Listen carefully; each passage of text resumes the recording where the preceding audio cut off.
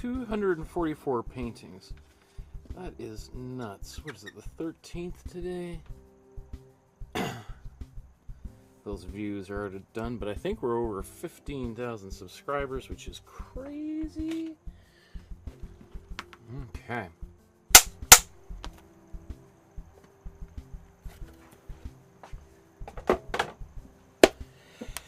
Good afternoon, everyone. Welcome to my studio. My name is Michael Markowsky, and today we're going to recreate another painting by another one of my favorite artists. Today we're going to be looking at the art of Pablo Picasso. And we have done a number of Picasso paintings, I think 7 or 8 of them in the past. But this one I've chosen specifically for our beginner painters, people who have little to no experience with painting. So this is by far the most simple Picasso painting that we've done, and maybe even will do, because I think this one we can do certainly within a 2-hour time frame, and it also really exemplifies kind of all of the things that make Picasso so famous, including a bit of a distorted, abstracted face, bold colors, which are very typical of the 1930s when he painted this, as well as just the very confident brushstrokes that are, you know, a hallmark of probably the human being with the largest ego of all time, Pablo Picasso. So let's look at the plan for today's episode. We're going to get the image onto the canvas using the image transfer. I'm going to show you how to do that step by step.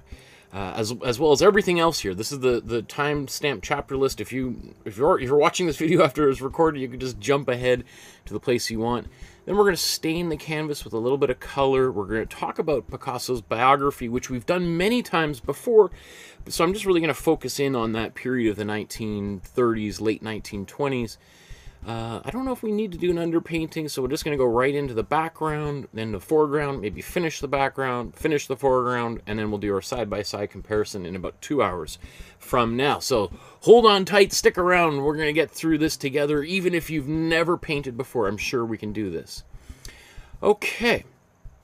So our first, just as a quick reminder, if you want to help the channel out, help it grow, maybe you just stumbled upon this for the very first time, consider liking, subscribing, hitting that notification bell so that other people like yourself can also learn how to paint. And if you want to support the show even further with a donation as little as $1, you can do that using the PayPal link. There's a super chat function or the thanks button here within YouTube as well. Okay, so let's get our image onto the canvas here. So the way that I'm going to do this, actually before I show you how to do this, let me show you where to get this. Oh, as well, there's our Facebook group, which we're just over 500 people. Look at that. That's awesome. Join the Facebook group and upload your photo to the Facebook group. Okay, so there's an outline that we're going to use to transfer the image for our image transfer process. And you're going to find a Dropbox link in the description below. And there's a lot of folders in here. There's like 250 folders or whatever. But the file we're looking for is this one here, 00X. You're going to see our very basic episodes are at the top. These first ones here that begin with letters, these are all our most simple. And then there's tons of much more complicated paintings by artists from all around the world down below there. So I click in here for Picasso. You see 4 different files. And those 4 different files are the original image itself, 2 versions of this outline, which you can print out, just like I've done here, on your regular inkjet printer, and then a little cheat sheet with some color mixing suggestions, which may or may not be exactly what we do today, but I think a pretty good starting point. Okay, so once you've printed out your outline, then what we're going to do is we're going to transfer it. So here's our outline. Here's next week's outline, the Emily Carr. There's A.Y. Jackson, Tom Thompson, Lauren Harris, and we're going to do the entire group of 7, of which there's more than 7 members of the group of 7. That's a good trivia question. I don't even think most artists, Canadian artists, would even get right. anyway, we're going to do every single one of them. And a lot of really cool paintings coming down the pipeline for everyone here to enjoy. Okay, so I've printed this out. I should just let you know, like, so this is my 9x12 sized canvas, right? And so it's a little bit bigger than my outline here, which I've printed off onto just regular photocopy paper. Actually, this is a little bit stiffer, thicker paper just because I just like that kind of material. So but photocopy paper works just perfectly. You won't notice a difference. Okay, so you can see now I'm going to use some carbon transfer paper. I'm going to stick this under here. And remember, you want the shiny side facing down. And you can also see I've used this paper many times, right? Shiny side's got the carbon or graphite on it. And then let's quickly transfer this. So you'll notice that I'm going to avoid doing all of the lines. In fact, I probably am not going to do the yellow lines in the background because I'll just paint those and it's just going to get covered up anyway.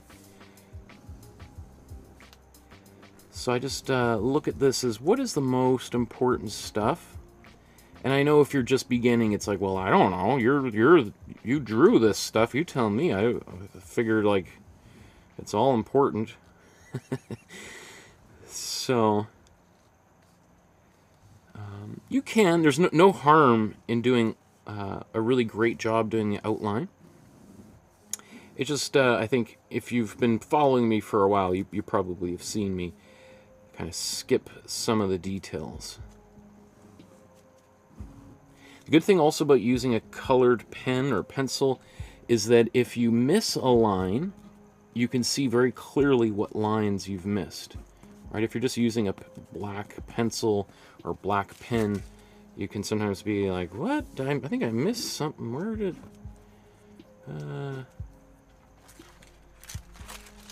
Okay. So as I said, I think I'm just going to avoid the background. I'm just going to paint that in and paint my yellow lines right over top. Okay. I like to keep that handy, my original outline, and then this, I'm going to save that, and I'm going to use it probably another 5 to 10 times. Okay. So, now we've got our painting outlined and ready to start. Let's move on to the next step. So, our next step here, oops. Okay, so our next step here is to apply our first layer of color. And that's what the Italians for the past 600 plus years have been calling the Imprimatura. You just have to say it out loud, the way it makes your tongue kind of roll. The Imprimatura. And it literally means the first layer, right? And it is one of the most important techniques that artists have used for hundreds and hundreds and hundreds of years. Although, yes, it's true, many artists don't do it anymore. I think to their peril, and also it takes more time if you don't. But anyway, these are the paints that I'm going to use for this entire painting. This is the brand, this Amsterdam paint. I'm not paid, sponsored, given anything for free. I bought them just like everybody else. And I think the ratio to quality to quantity is the best deal. So if you buy the large tubes of these, you'll use them for at least a year, and you'll get 100 paintings out of them, maybe.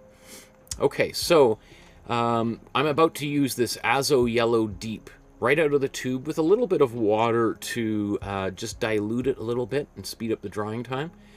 But if you have a different brand, here's a few different ones. Here's Golden. This is a higher quality level of material, but 3 times the price for 3 times less quantity as well. So if you're a beginner, you're like, that's crazy. For a beginner, that is pretty crazy. Liquitex Basics, Winsor & Newton, Artist Loft from Michael's Art Supply chain, Peebo, Holbein, Dialer Rowney, Fevicryl, which is for our friends in India and China. This is probably one of the most popular brands out there. Nova Color, kind of a mom and pop brand in Los Angeles, and Chromacolor, another mom and pop brand here in Vancouver. And I've mentioned this last episode, but this is another brand. This is a Toronto mom and pop brand that I've purchased and tried, and I do not recommend this brand. I think this brand, they've mixed in white, titanium white, into all of the colors. So when you mix them together, you cannot get a black, as I like to do. So if you're using a different brand of paint than Amsterdam for these episodes, and you consistently find you're always getting gray when you mix your black, let me know. I would love to know what those are, because sometimes I hear from people they're having difficulty all the time getting their colors. So let's sort that out.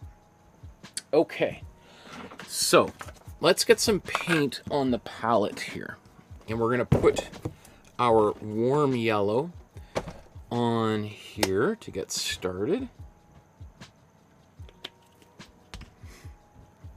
And as I said, I'm going to put a little bit of water, or a lot of water. It doesn't really matter. I mean, as long as you're not drowning it in water. So that's maybe a bit much.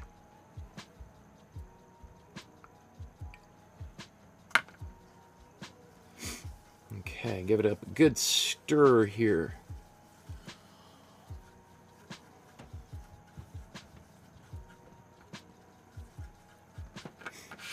Okay, and then I'm just going to quickly spread this all over the entire surface.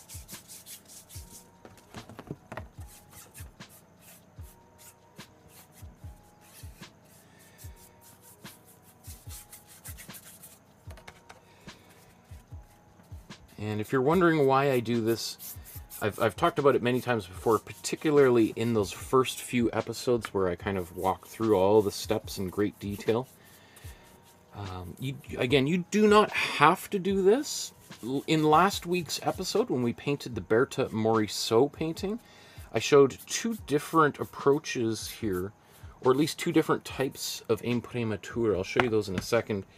And ultimately, the results are so similar that, especially if you're a beginner painter, you probably can't tell the difference. In fact, I think even probably a lot of professional painters would be stumped unless they really looked closely. I'm going to move that off to the side. I'm going to clean this brush. Just going to use this rag to wipe off that excess paint. And if you wipe off that excess paint, then there's very little paint that gets into the water itself. I wouldn't drink that now, but I would certainly prefer to drink this than if I just took my wet brush and threw it in there covered in paint. Okay, so there's Kathy and Deborah. Kathy says, this looks interesting. A Picasso that I can understand what it is. Okay. So, I was going to show you these two, just because I know everybody doesn't watch every episode. This here, which one was which? I can't remember. I can show you which. I think... which one? So one of them I applied a brown Imprimatura, which is your kind of standard, and then one I applied the yellow. I think this is the yellow. Yes. Okay, so this is the yellow, and you can kind of see on the back there that the yellow paint versus that brown. But I mean, obviously the difference there. Very slight difference in the background. You know, when I layer them on top, you're like, oh, well, that's pretty big difference. It's pretty obvious. But, you know, if you have these on the opposite side of the room and you're just sort of like, I don't know, they're identical, right? So until you actually, I mean, most of the time paintings aren't exhibited that way. But anyway, I think it's fascinating to see how different techniques can influence a painting, and sometimes the difference is so negligible that all of that extra work, especially if you're a beginner, is really not worth it. Okay, So let's move on while this dries. Where am I here? Let's talk a little bit about Pablo Picasso and this specific painting. Okay. So as I said, this is probably the 7th or 8th episode on Picasso, so we're not going to go into the biography because different episodes we've talked about different sort of eras of his life, including from the beginning, and then a bunch of little middles, and then towards the end here. So, but Picasso's born in 1881 and dies in 1973. I always think, whenever I've talked about Picasso and I've known about Picasso for a long time, but I always kind of find it remarkable that he lived all the way into the 70s, never mind the 60s or 50s, because we always think of Picasso as being a turn-of-the-century artist, 1910, 12 kind of thing. But he was still making art up until the day he died in the 70s, and still influencing the pop artists and the abstract expressionists. So, he was, he still to this day is kind of casts this big shadow over art. And we'll talk about some of the negative aspects of Picasso here in a moment, which definitely make him a conflicted, or it's for everybody who now talks about Picasso, there is sort of, creates inner conflict. But I, as a teacher, always think it's an opportunity for discussion, right? As we call a teachable moment, right? So yeah, we're just gonna zip right over. I mean, Picasso's born in Spain, moves to Paris in the early in 1902. We've got his blue period, we've got his rose period, and those kind of are what make him initially quite well known, even though he's still kind of on the verge of poverty. During this, the kind of the end of the rose period, he and his best friend Georges Braque, a French painter, invent Cubism. Within a few years, Cubism takes over the world, and I don't just say that. It's not a hyperbole. It really does spread everywhere. Every artist is trying Cubism, and Picasso sticks with Cubism, at least the initial kind of hardcore analytical Cubism that as it originally is created. He sticks with that for a few years, and then he starts to kind of play with it, and playing with the look of Cubism, but not really the rigorous kind of pseudo-academic aspect of early Cubism. And that form of Cubism is called synthetic Cubism, and that would be kind of what we're painting today. I would consider this to be, it's kind of, I don't even know if it's Cubist, but it shares some aspects of what we call synthetic Cubism. So maybe if we just scroll down, these paintings like this are from that original analytical Cubist approach, and they're all painted in browns and grays and blacks and whites, and that concept of painting with this very muted palette is sort of like an attempt to reflect the seriousness of the research that they were conducting, or at least claimed to conduct, about trying to create infinite vanishing points. So if you're wondering what a vanishing point is, I did an entire course on drawing, and one of the episodes is on perspective in art and the illusion of 3 dimensions. And usually artists do use 1, 2, or 3 point perspective.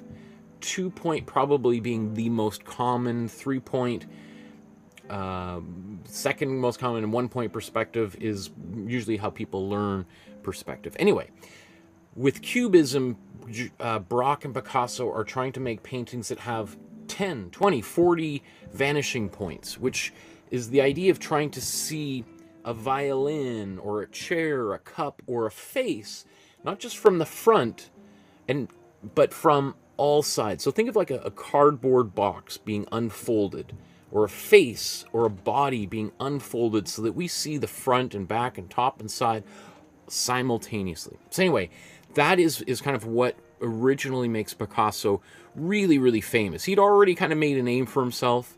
You might think of it as like the Beatles breaking through with kind of their young kind of girl, love songs to girls kind of stuff in the early mid-1960s, like 1964 when they break through into the United States. Ed Sullivan, that's the kind of blue and rose period for Picasso. The Cubist period would be, Sgt. Pepper's, where all of a sudden things start getting really, really weird. Some people hate it, but there's also a lot of people who are like, whoa, you are opening up a whole new world for, right? So that Cubism, form of Cubism, Picasso kind of investigates that for the next decade. But he's, in 1917, he goes to Italy on vacation. And while he's there, he goes and visits a lot of the great museums in Rome.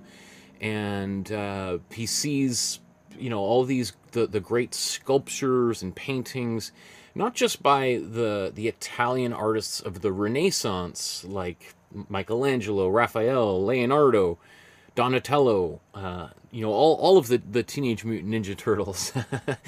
But he also sees a lot of the art made by the great Greek and Roman artists from 2,000-3,000 years prior, and he falls in love with that, and he kind of embarks on this period of the 1920s called neoclassicism. Now, neoclassicism was not something that Picasso invented. There was an entire neoclassical period that stretches kind of around kind of after the Rococo period, and the Rococo is coincides with like Marie Antoinette and King Louis the 14th through 16th, and the French Revolution. And then after that period, you have neoclassicism, where you have this sort of return to some kind of order after this kind of chaotic revolutionary period. And a lot of those artists in the kind of 1700s look back to Greece and Rome for their inspiration for, like, we've got to get back to like real art that's based on very academic rigor.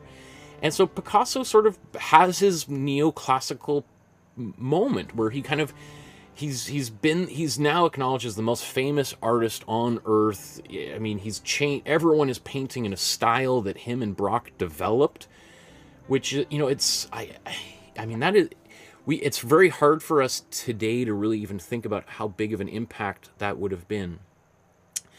But the consequence of Picasso going into this period of art where he's painting paintings like this, which are certainly not Cubist, but look a lot more like Greco-Roman painting and sculpture from thousands of years ago. The consequence of this is a lot of critics are like, well, yeah, Picasso he's the greatest living artist, but he's definitely over the hill, past his prime. He's certainly not innovating anymore. Personally, this is my favorite period of Picasso's art, right? We did do a painting. Oh, it's upstairs in the living room. We did do a couple of paintings of this era, this really great portrait of Olga that is really one of my favorite paintings of all time. But what's interesting is that this period, again, the critics just ridicule him here. They think he's just, an old man. He's now in his mid-50s, or they're trying to kind of write him off. And while at the same time, Picasso during the 30s has a bunch of career retrospective exhibitions at various museums in Europe, and then towards the end of the 30s in New York. And retrospectives are, when an artist sort of looks back at their career. Often they're done sort of towards the end of an artist's life. So that also shows you, like, by the 1950s, Picasso's amassed such a massive amount of artwork that by his 50s, he has retrospectives all over Europe and North America. That's kind of unheard of. A lot of artists, you know, are 70, 80 years old when those retrospectives happen. You know, it's sort of like right before they die, everyone is like, let's gather together and celebrate this feeble old woman or man. And before they pass away, we'll give them their, you know, we'll celebrate them. Picasso's like in his early 50s and they're having these kinds of things. And he's still got another 40 years to go, right? He's just halfway done, right? So, but, you know, again, it's sort of like he's past his prime. Let's just sort of look back. We'll get to this in a second. So, that's where the painting that we're going to look at today comes from. Because this painting is similar to, you know, it comes in this period that is generally kind of overlooked by, or at least it was really overlooked by curators, critics, and this is why a lot of these paintings that we're looking at right now, that were all done in the early to mid 1930s, a lot of these were just written off, and that's why almost all of these are in private collections today, including the Rev, which we're going to, or the Dream, which we're going to be painting in a few months, because museum curators and collectors just were not interested in these paintings at all. They were just like, eh, you know, they're not like the Cubist stuff. No one wants them. So now these are all some of the most expensive paintings ever sold because some clever collectors bought them up. And since a lot of the other stuff has long been in permanent collections and museums, this was for many years the only stuff you could buy. And of course now there's been a total reappraisal where people really love this work. So it's almost guaranteed if you see a major Picasso up for sale that it is from this 1930s period, because what happens after the 1930s is that, or during towards the 1937 or late 1936, there's the bombing of Guernica by the Nazis, which is a small anarchist town in northern Spain that the Nazis, you know, the fascist Spanish government, Franco, invites his buddy Adolf Hitler and the Nazis to test out their new Luftwaffe airplanes, and they completely obliterate this village on Market Day, and there's an outcry of Spanish people all over the world, and Picasso is urged to create a painting to respond to that, and that painting is Guernica. And that is sort of a bit of a return for Picasso to some of the more angst-filled art of the 1920s, 1930s, or not even 20s, yeah, you know, almost like going back to his blue period, and as well as kind of that Cubist stuff, right? But he's kind of mixing it in with this art as well. The other thing that I think is important for us to just talk about is kind of what is going on in the background of Picasso's life during the 1930s. So Picasso, throughout, so Picasso marries this woman, Olga Kokolava. I've never tried to say her name before. It never occurred to me. Who was a famous Ukrainian ballet dancer. And so when did they marry? I thought, it was 1918. So they're married, and they actually don't divorce until 1955, I believe. And she's this beautiful, intelligent woman who bears Picasso's first son, Pablo, and it features in a lot of Picasso's paintings at the time. So this is this period of the late 1910s and early 20s, where he moves into this neoclassical phase, which again is my favorite period of Picasso's work. But Picasso, being the being Picasso is unable to be faithful to his partner, and starts he's with all sorts of other women, but this is kind of his long-time mistress, Mary Therese Walter, who was one of Picasso's models during this period, and of course was much younger than Picasso, and they have this kind of tumultuous relationship that lasts from like 1927 to kind of on and off through the 1940s while he's still married. And it's actually not until she bears, months after she bears another child to Picasso, his daughter Maya, that Olga finds out about Mary Therese. Olga is furious. She takes their son Pablo and they move to the south of France. Picasso refuses to grant her a divorce, which she wants, until 1955, because he doesn't want to give her any money. So this poor woman is left to sort of fend on her own while raising his son. And then, you know, as Dr. Phil would say, if he'll do it with you, he'll do it to you. So what happens to poor Marie Therese Walter, his now the mother of his second child? Oh, well, months after their daughter Maya's born, he starts a relationship with Dora Maar. So it's, I mean, and the most horrible things that Picasso does is he literally creates situations where Dora Maar and Mary Therese Walter are fighting, pulling each other's hair on the floor while he's standing above them smoking a cigarette, howling in laughter. I mean, you can't write this. You can't. If I don't, maybe there's a movie about this stuff, and it's, if you see it in a movie, you're like, that is ridiculous. But he bragged about it, told his friends about it. So this is not just some conspiracy thing or whatever. This is what this guy was like. It was a pretty horrible person, I think. So Dora Maar, you know, kind of enters the scene 1934, 1935, very shortly after today's painting was created.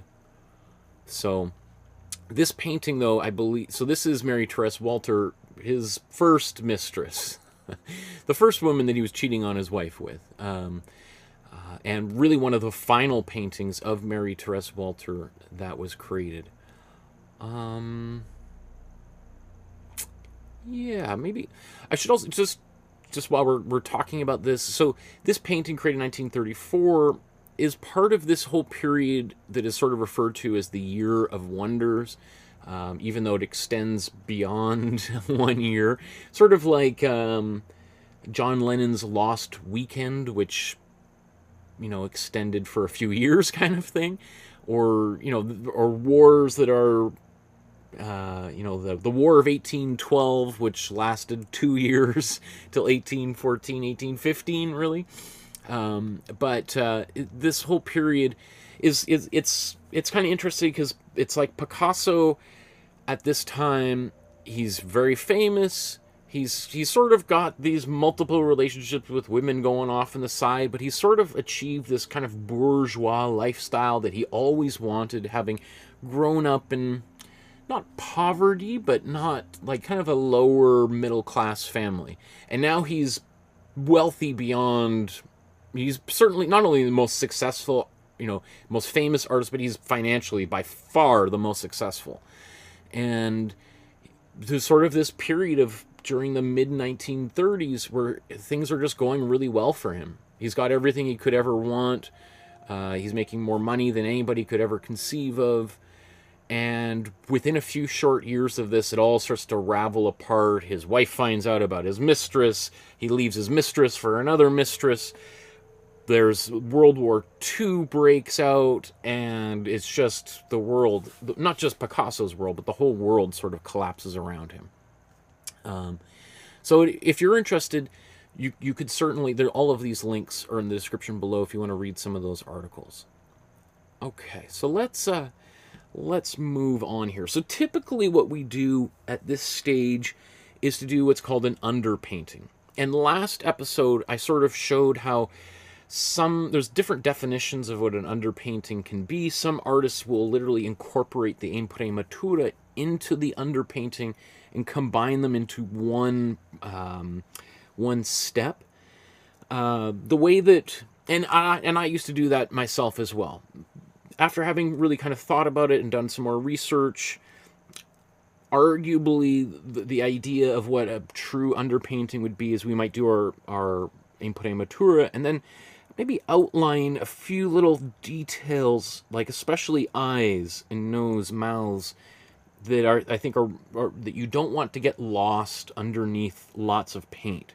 So and it doesn't have to be just eyes or nose, it could be all sorts of other features. If you're painting flowers, that might be some details in the vase or the shape of the vase or the flowers that might help preserve that, so when things get kind of covered, you can still see those details. But I don't think we need this for today's painting. So I'm going to go on to our next step here, which is our background pass number 1. So in this instance, I'm going to put some paint on the palette, and then I'm going to start working on everything in behind. And I might, since there's a lot of colors that are shared throughout this painting, I might use some of those colors in the foreground as well. So just be prepared for me to bounce around a few times. And there's Hudson just joined us in the chat. Hello, Hudson. Now, where did I put my palette? Okay, right here. So, I forgot to put these little numbers, or not numbers, these little tabs on here so that people can see what I'm doing. Cool blue. I somehow at some point months and months ago lost my cool red. So let's put some paint on the palette, and then we're going to paint our background. And I always say put about as much paint on your palette as toothpaste on your toothbrush. Otherwise it just goes to waste. So that's you know what, when I haven't brushed my teeth in a few days, that's how much toothpaste I put on my toothbrush to make up for it.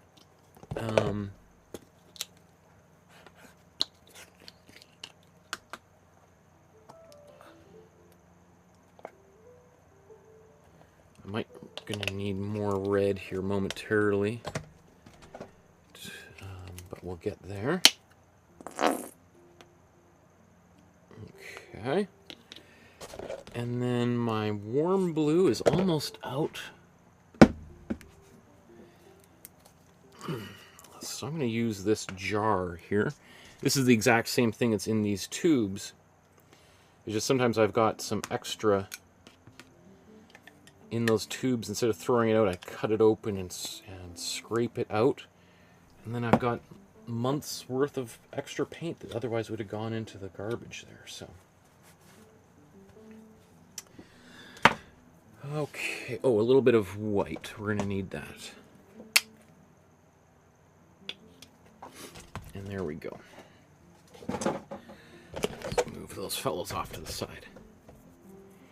So let's just look at our first color here. I think our first color is going to be red. So let's just jump right into that. We're going to paint some red, and I'll get some red on my paintbrush. And then we're going to mix a black for this other side. And then we're going to add a little bit of black, maybe to this red. Let's think about it. Let's think about it as we paint it. Okay, so I'm just going to take my warm red right out of the tube, and I'm going to paint that.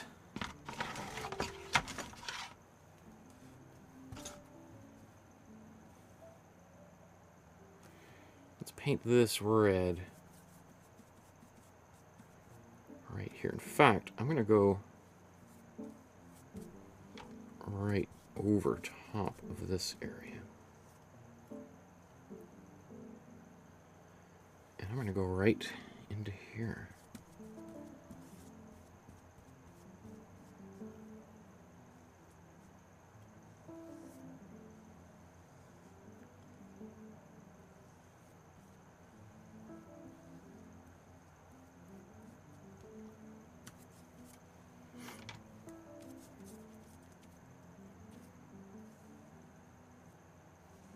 And you can see I'm using a big brush for this. I'm not kind of using tiny brushes. I'm not going to use tiny brushes until we're pretty close to the end here.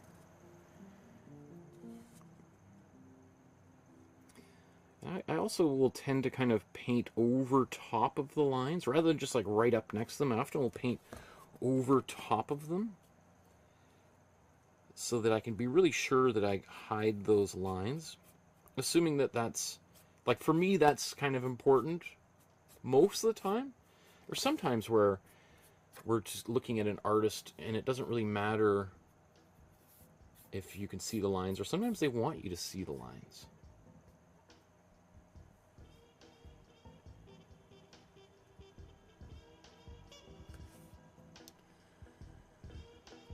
Okay, so one thing, I'm not sure how well it comes across on camera. You can see this is a little bit brushy. I still see some of the yellow coming through. I don't mind that at all. In fact, it's, you know, if we look at the original, we see that it is also brushy. But I might, well, we'll see. We'll let it dry. We'll mix the black that's on the right. Oops. And then once the red is dry, we might decide, yeah, you know what, we want to do a second layer, but we might be happy with it. So rather than sort of fiddle with things, I'm just going to move on, and we'll show you how to mix this black. So to make a black, what I want to do, where should we do this?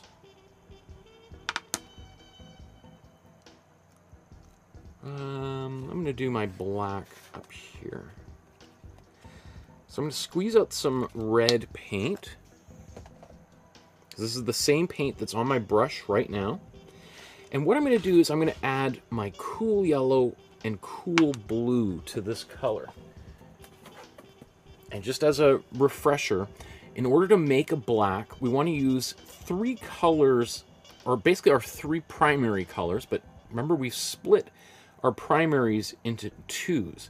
So we've got a warm yellow and a cool blue and a warm red and a cool red, right? So what I'm going to do is I'm going to take my cool yellow and my cool blue, and if I mix those together, I'm going to get a green, and right across from that is red, right? And because the warm red is a little bit darker than the cool red, this is going to work really well. So we mix that green, boom, right across. It's going to pull this green right into the middle. Or you could say this green is going to pull that red into the middle. Right?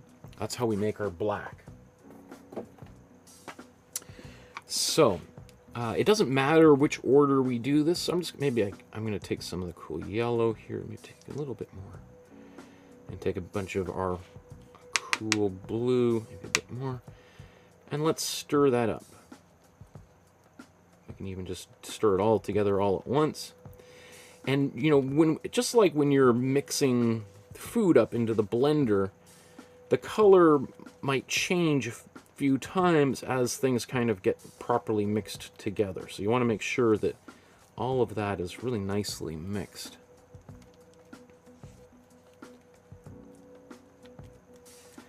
Now, honestly, that color I could kind of use up here if I wanted, because right now it's a little bit on the brownish side. I'm going to leave it like this, and I'm going to try to fix it.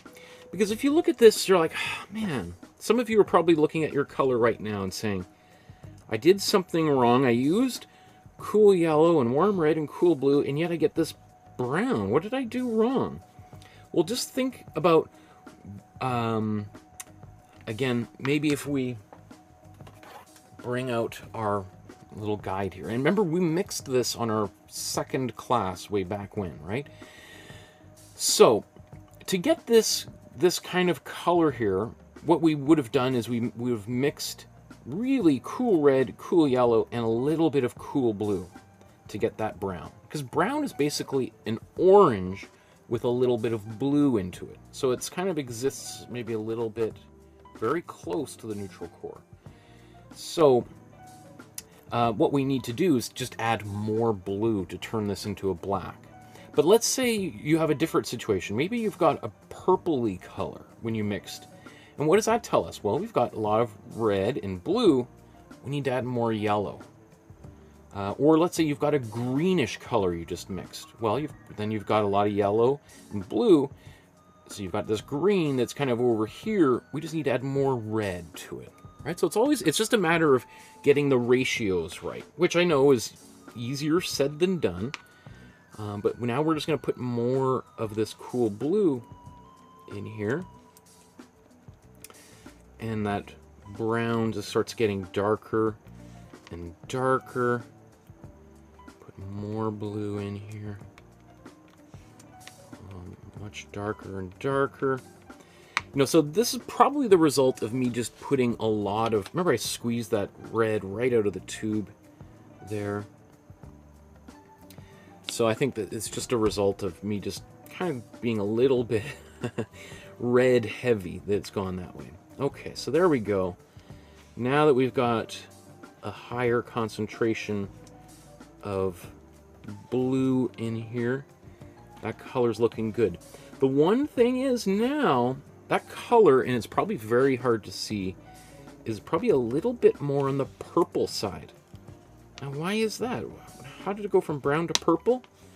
Well, just think about what we've just done here. I put a lot of red, and I put some yellow and blue in here, and now it's gone from well, let's just see. It's really hard to see. So the easiest way to find out what your color actually is to add a little bit of white to it. And when you add that, that looks gray to me. So actually, I don't think I am going to do anything to... I was going to add more yellow. That was the secret I was about to get to. So I'm just going to, instead of adding more yellow, I think I might have done a pretty good job.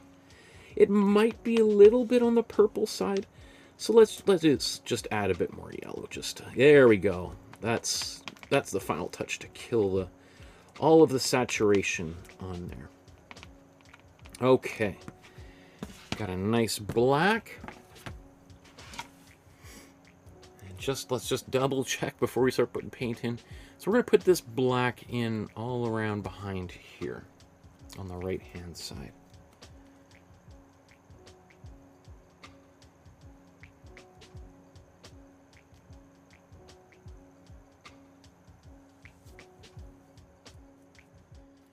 So satisfying, those big brush strokes. That's why I love using a big brush early in a painting. It's just so satisfying, making these kind of big sweeping brush strokes.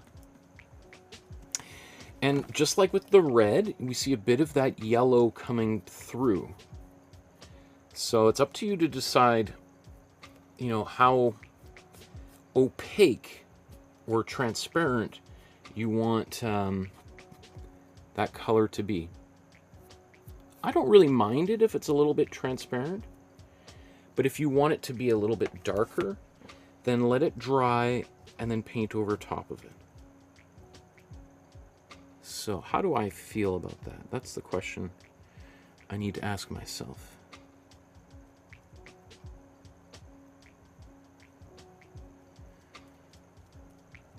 Well,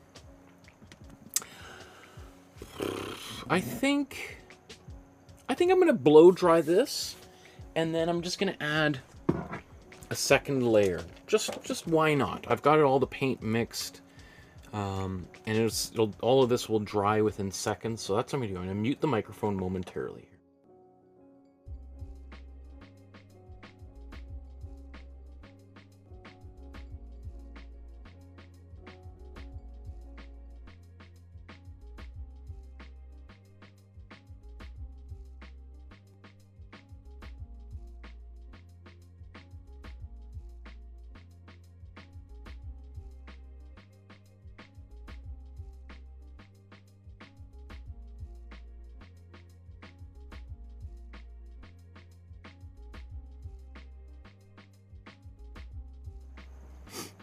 Okay, so just a quick little blow dry. So I'm going to take this black and I'm just going to go back over top. That does look really nice. Just more solid.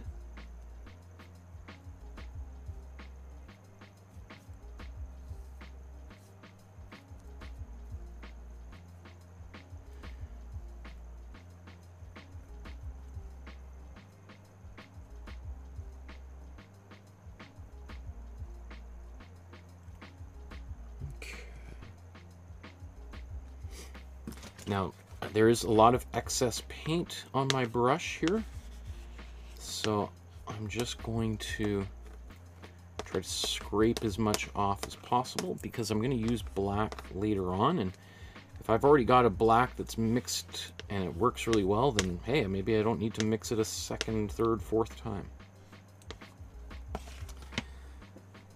Okay. And the reason what I was doing there was also just kind of scooping the rest of it into a pile.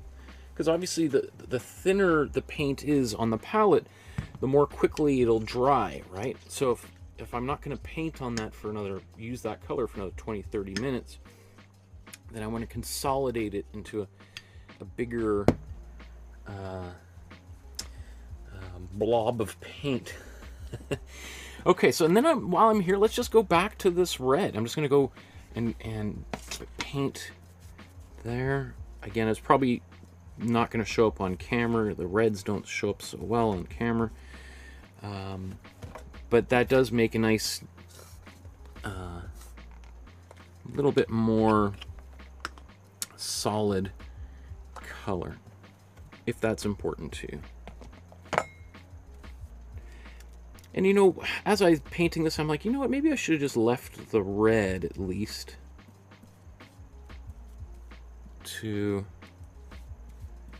for this, because I do really like having that yellow kind of popping through. But that yellow is going to pop through regardless in all sorts of unexpected places. Unless you're like really focused on eliminating it, it will survive. And it's also going to be there whether you really notice it or not. That's the big thing. Is you might try to get rid of it, but it's going to be there. Because it's multiplying as the light goes through that top layer of paint. It is also, it's going to bounce in, and just like, you know, cheese on a cheeseburger, you might not see it from the outside, but it's there when you bite into it. You'll taste it, right? Your eyes are tasting that color, whether they're really aware of it or not. Okay. Let's, is there anything else here that I think needs to be done? Well, there is this area up there, the kind of this darker brown area, but you know what? I think I'm going to move on and go to our foreground, and then we'll come back to that in a second pass. That's why I like doing multiple passes. So, now that we got our background at least as well established with those two colors, let's start painting the rest of the face and her collar down here, and then we'll come back and we'll finish off the background.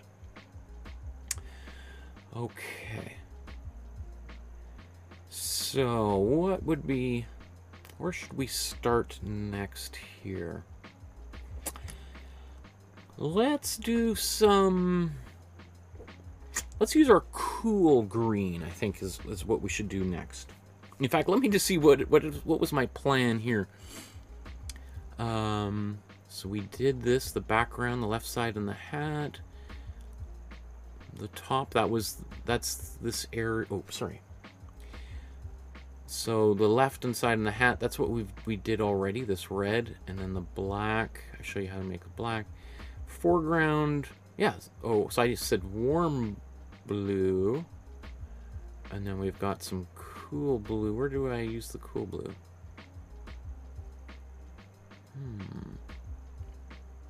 Well, let's actually, so it's interesting, in my own notes here, I'm suggesting that this is all warm blue. I want to, let's do a double check and just see what color we think that should actually be. So I'm just going to move this painting off to the side for a bit.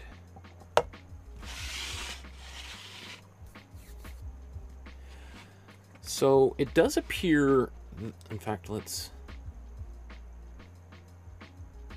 put that there. Well, it's going to be, Honestly, I think this color is probably existing in between here. It's maybe a little bit of a cobalt blue. So either way, there's some white in that blue. So let's say if we put some of our cool blue here. That's this cool. Maybe that it doesn't need to be quite so light. That's pretty close. Let's try our warm blue.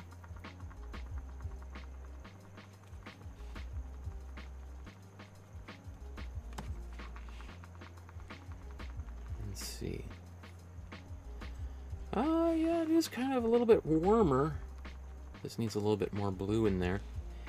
Interesting. Okay. So, but I think, even having said that, that the color we're talking about is almost like a combination of these two blues, right? So it's, we need a bit more.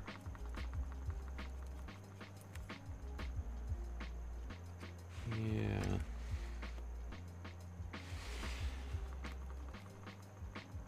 Okay, so what I think I'm going to do is I'm going to use kind of a few different blues here, which is not, unusual. Artists often, especially Picasso at this time, I think he's just painting so fast. Every painting he makes sells for a ton of money.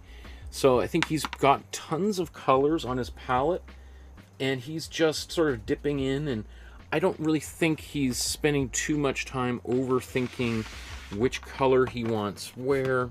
He's just doing it. But I think it's a good idea to, just experiment a little bit with your color and just to see, which color you like for whatever area. So this one, where should we put this color that I've initially mixed here? I'm just going to put this down here. Again, you can see I'm using a pretty big brush for this.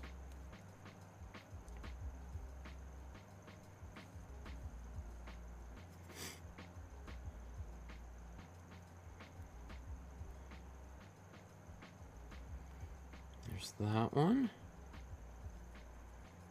I might have to use a bit of a smaller brush to get into some of those nooks and crannies here. Where's this? Still, is this all wet up here? Okay, that's good.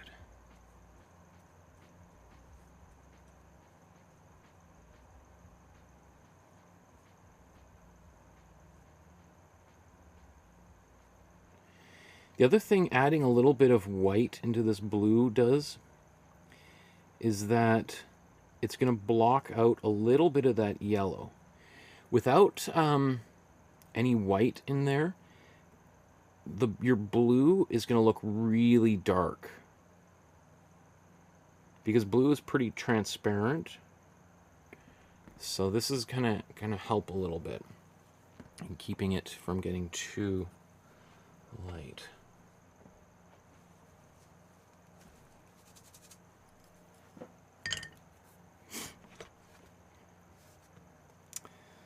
Let's put a bit more white in here and get a little bit more cool blue into this color.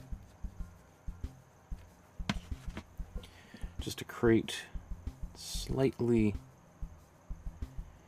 different blues, which are always, I think, quite satisfying for a viewer, seeing just that the artist changed colors and was using lots of different options.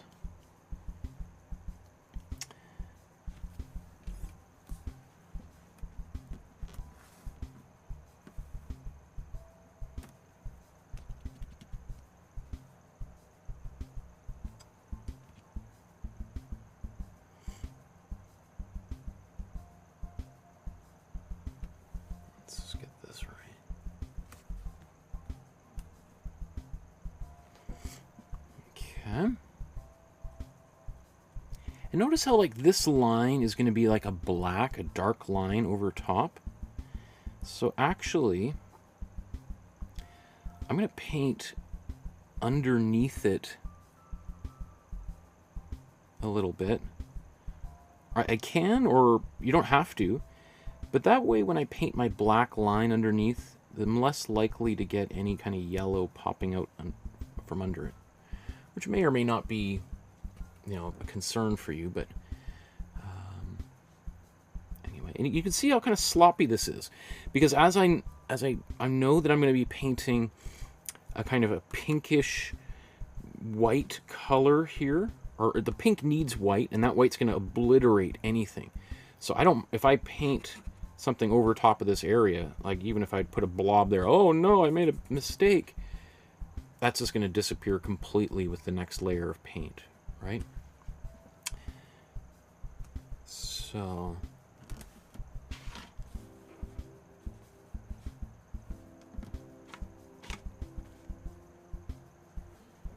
I'm going to use this same color right here.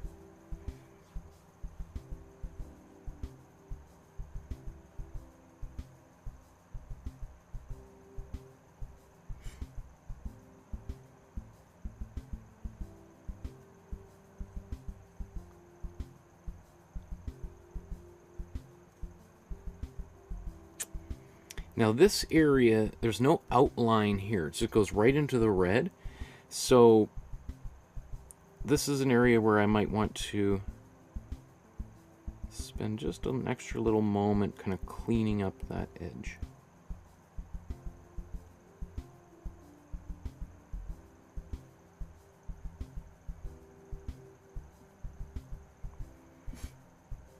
In fact, I'm going to go just do this down here. So on the other end of things, so for instance, I've got this yellow down here.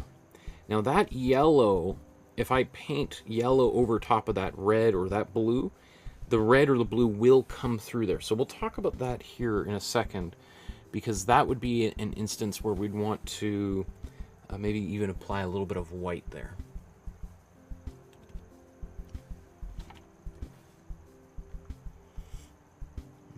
I think that's probably good.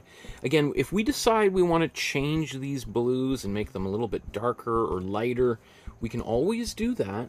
But I would resist doing that right now. What I would do is just do what I'm doing, paint, get the whole painting filled, and then later on, when there's more color on here, we can make that adjustment.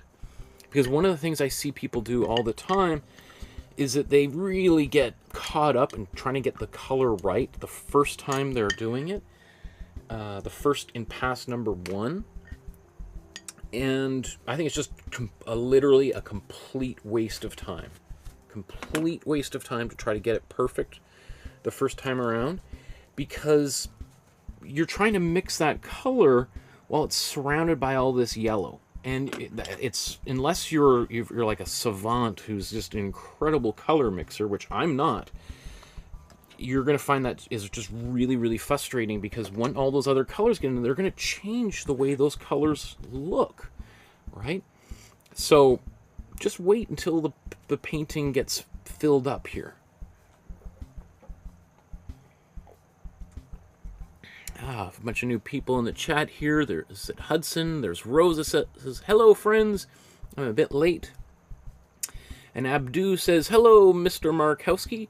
I've been following your beginner drawing playlist, and it's great. I just finished the female figure episode today. Thank you for your hard work that you've been putting up on YouTube. Ah, thank you so much. I appreciate that, Abdu.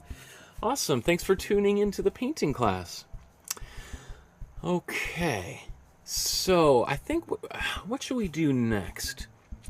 I think let's mix some greens, and I want to do the greens next, because I know that I'm going to be painting these pinks afterwards, and because that pink has got a lot of white in it, I can kind of conceal any sloppiness that way, right? So I'm always thinking, like, you know, which color should I do next? And I usually reserve the color that's maybe got the most white for last, because that way I can go over any overlaps with that color that's got a lot of white in it, because that's going to block out that color really well. So with these, there's two different greens here. We've got a cooler green that's got a lot more saturation, a lot more like an emerald green. And then we've got this kind of little bit more of a grassy green, or kind of a very light racing green. So that's a warm green. So we've got two different greens here. So it doesn't matter which one you want to do first. Let's do our let's do the cool green first, and let's do that. Let's do this here. So we'll do it side by side so you can see the two different greens as they appear. So there's some cool yellow and some cool blue. Let's mix those together. Let's just show you this. In fact,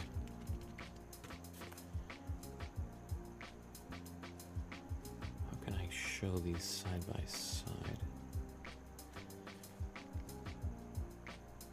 So this is that color there, and depending on how much yellow or blue you put into it, you're going to get a lighter or darker color, obviously, right? The one thing to remember, though, is that there is already yellow here, so that yellow can also influence this color by making it maybe just a little bit more yellow than it might appear on the palette.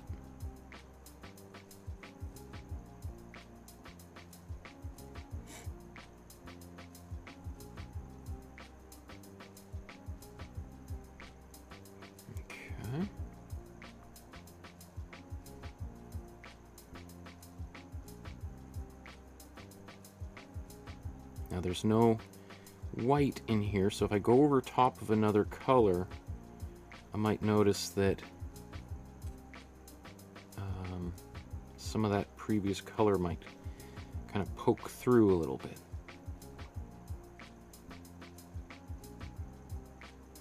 Now, we can also notice that there's kind of some black in smudges and stuff in here. I can show you how to do that, because we'll do some of this up here later on. So that might be a little, we can do that, kind of fake it out with a little bit of glaze. But that's good for that green. Is there more of my, is there no more cool green? Is that all the cool green in here? I might do another layer of that later on. So I'm just gonna squeeze the rest off my brush.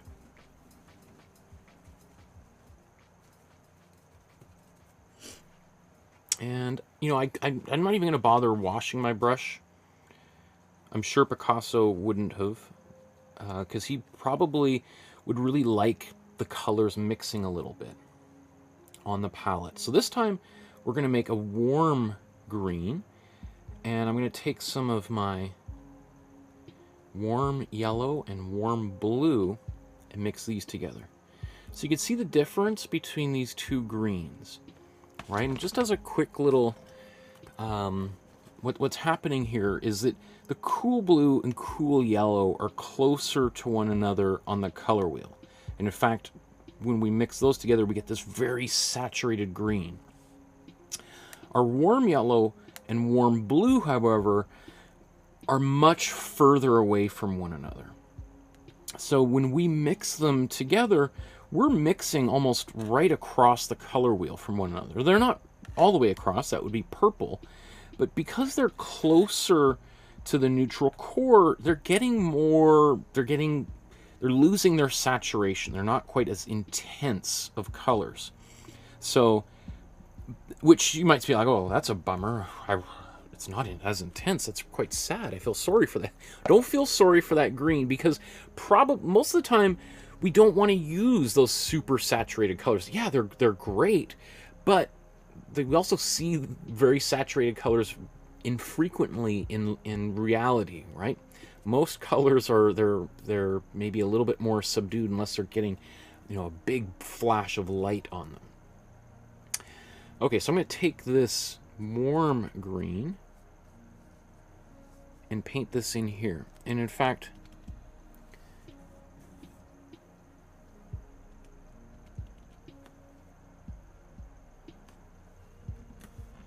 one of the things I think you'll see here is how we can even see kind of how semi-transparent this green is as we paint it. Like, or how transparent his green was compared to ours, right? So we're kind of emulating that same effect. So this might be an area where instead of doing a second coat, if we want to kind of get the same effect Picasso had, we can just be like, oh, actually, we'll just leave that. That seems pretty similar. Right, so I'm just going to leave that like that. And I'm going to paint this other eye here.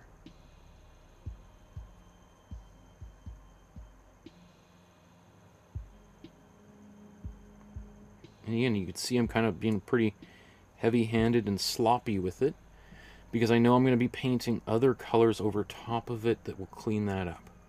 So I'm just using a small brush, or not that small of a brush to do it, deliberately so, right?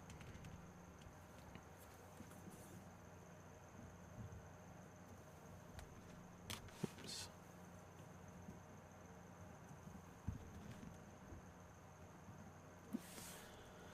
Okay. Let's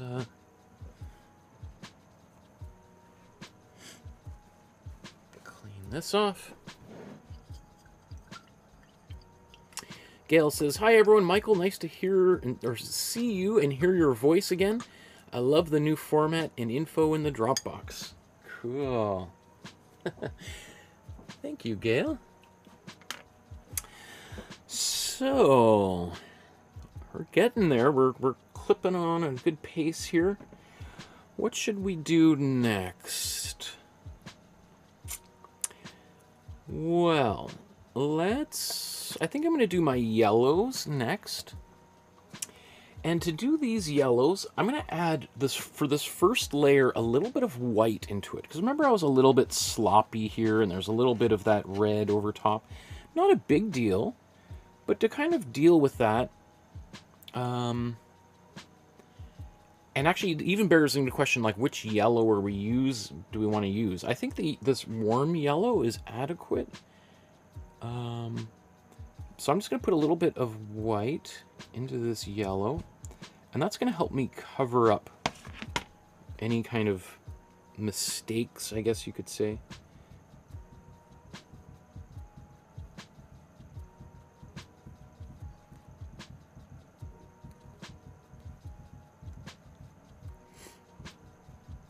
And really that's the only... Although, actually... And I might be a little bit too soon for this, but I would use this exact color. In fact, I'm just going to keep that to the side because I'm going to use that for my stripes in the background. So we're not quite there yet. But I'll just leave that yellow. This one here, I think that's okay just to leave it like that. Now again, I might find, like, you know what, maybe let's just put a bit of the yellow right out of the tube right here, just to see how that looks.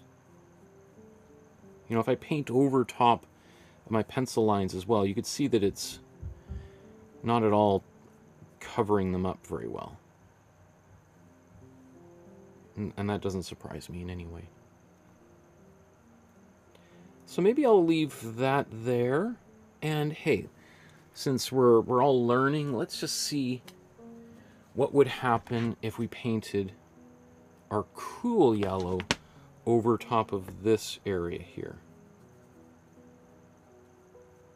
And that might help us identify which yellow we want where, right?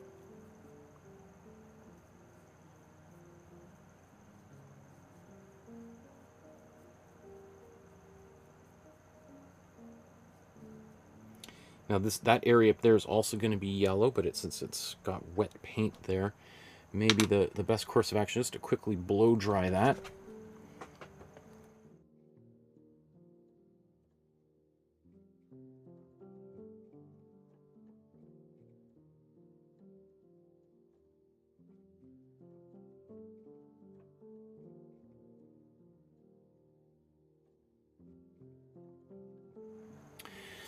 The white wasabi says, I just joined. I'm going to watch your beginner drawing course. Cool. Okay.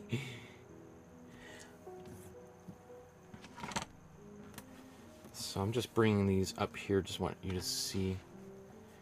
So this is, you can see it's barely visible in person and probably not even visible the difference on camera.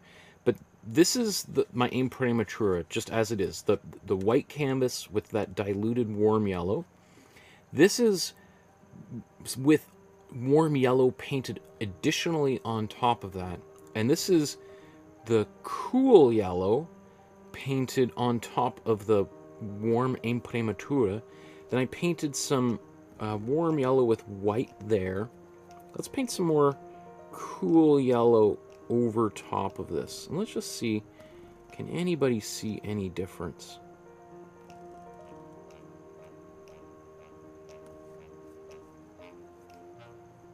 Very subtle. There's, in person, a very minuscule difference between these, even though they're the same color, because there is that white underneath, whereas this has got yellow underneath. But very minute difference. The main thing you might notice would be that yellow. And, you know, I think we'll see by the end of this painting that it's probably going to be almost indistinguishable, those differences. So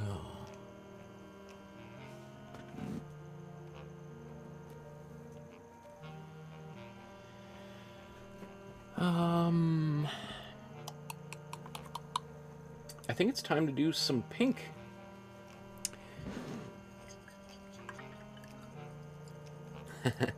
Deborah just said, hi, Michael. Rick just said, happy accidents.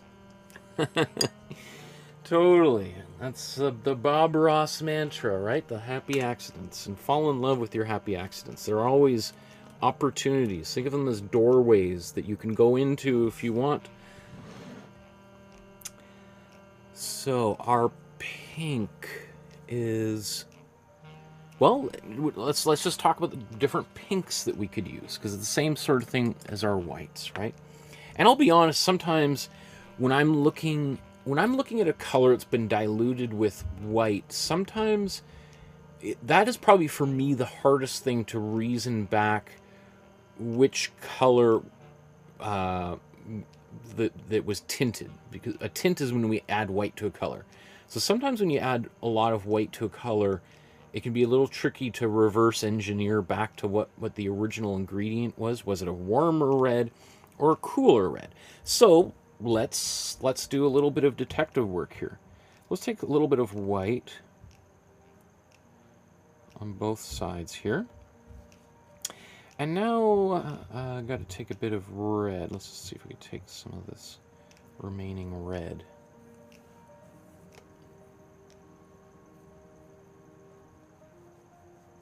All right, so there's one kind of pink. And let's do the same here with our cool red.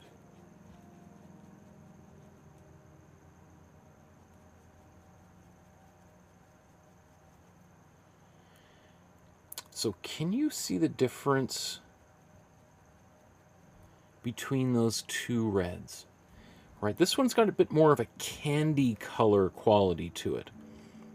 It's a magenta, so we're probably getting, when people think of like a pink or like a hot pink, it's probably the magenta, versus our warm red. When we add a little bit of, it has a bit more of like a pastel red quality. It still has a lot of reddish qualities to it. It's just lighter. Does that make sense? It is, I guess, a bit pink, but when we see the magenta with white to it, we're like, oh no, that's pink. This is just red with white in it. I don't know if that makes sense, but let's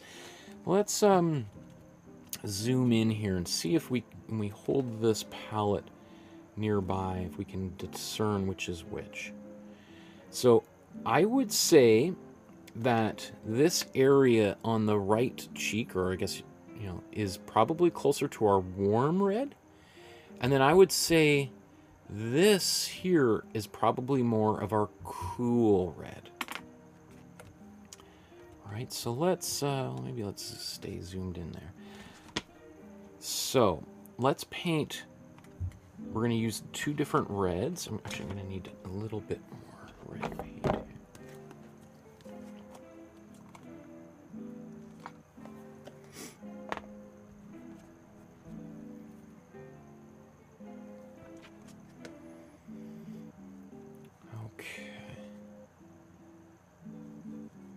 So remember, because I'm adding white to this, it's going to cover up any mistakes that I might have made earlier in this painting. So...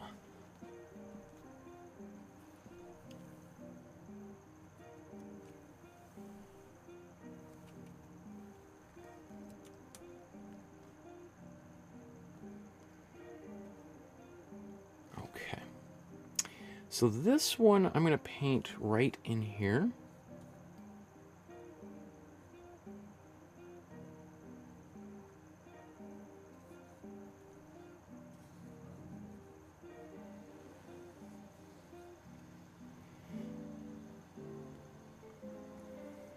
And I'm going to need a smaller brush to get into some of those secret places down here.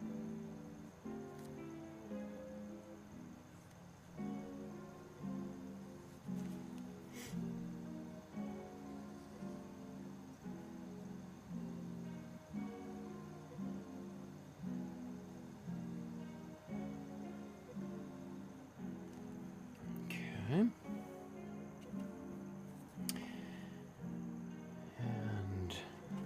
same thing, let's...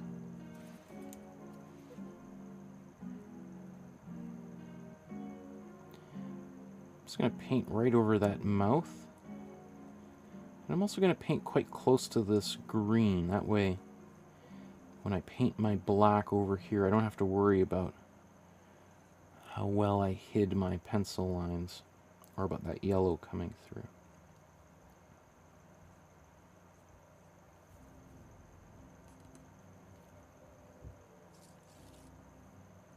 But I can still see where that mouth will go. It does now look like maybe it could be have a bit more white in there. So I'm just going to mix a little bit more white in there. It's a little bit darker. But you know, it's one of those things that when you're mixing that color, I think is basically impossible to discern. No matter how qualified you might think you are, getting that right is very tricky.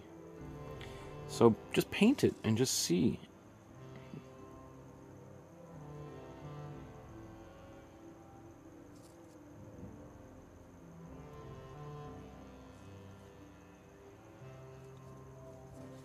You know, there's that famous quote by the hockey player Wayne Gretzky, you miss 100% of the shots you don't take. I just think that's one of the most perceptive comments I've ever heard in my entire life. And I think if we apply that to color, you'll how would you phrase that for painting? You'll incorrectly mix 100% of the colors that you don't paint with, or something. I don't know. There's probably a really good way to phrase that would make me look really smart, but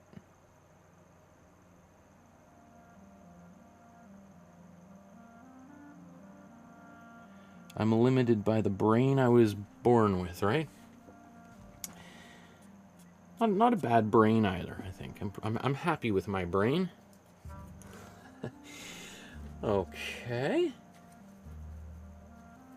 Yeah, so if I look at that, you can see there is probably maybe a little bit more white in there. But again, we can do that in our next layer.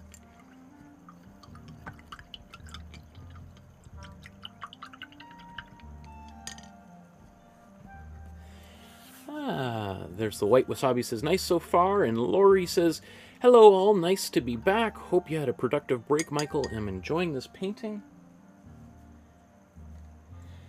Things are going well, very busy. I'm hoping to get the kind of next big step of my book done by the end of the month. It's going to be a race to the finish. That doesn't mean it's going to be done. There's still a lot more work after that, but that's kind of our first big step to accomplish all my drawings by then. Okay. And so this is my cool pink, right? Made with cool red, my magenta. And again, I'm going to paint over a lot of my pencil lines here, so that I don't have to worry about covering them later.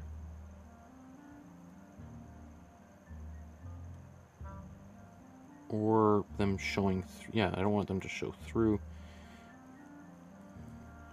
But it's also going to make kind of a nice base for my my other colors, that red stripe.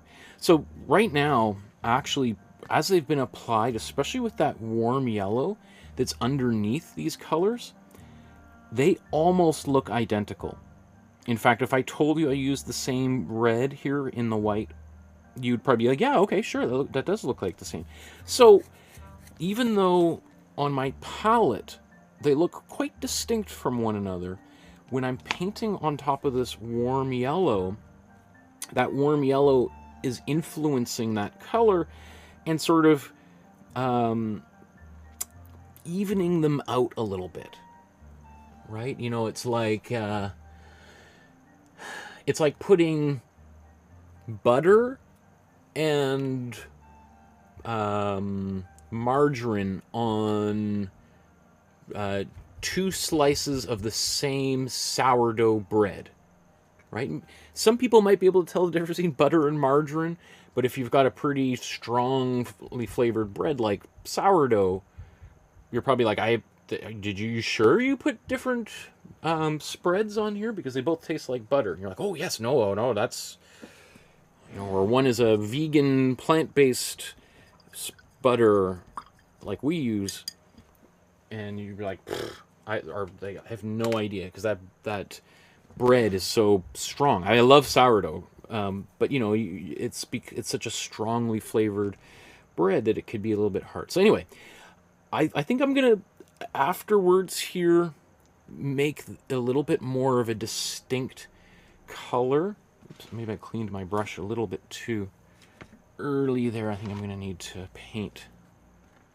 So maybe let's just see now. What if we add a bit more red, cool red, into this mixture, and we paint this down here. Whoa, you see that? Now that's much different. And maybe we'll decide that this is too much. I don't know. I really don't know. And I don't need to know just yet.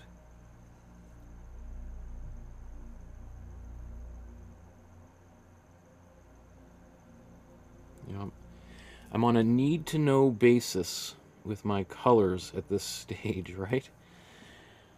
And I don't need to know.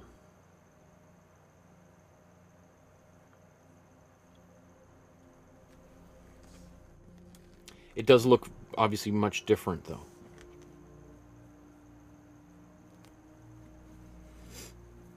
Okay.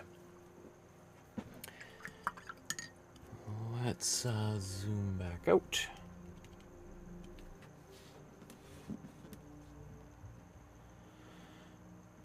And what is left to do? Put some white down here. A little bit of black up here, but I think we'll do that. Well, you know what? I think that black, it's not quite a black. It's probably a really dark, warm blue. So I'm actually going to paint warm blue right out of the tube right there. And let's just see what effect that causes.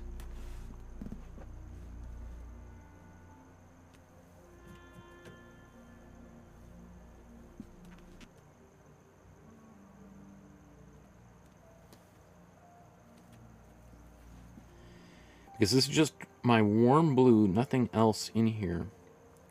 There's no white and it's gonna sort of behave like a really dark color.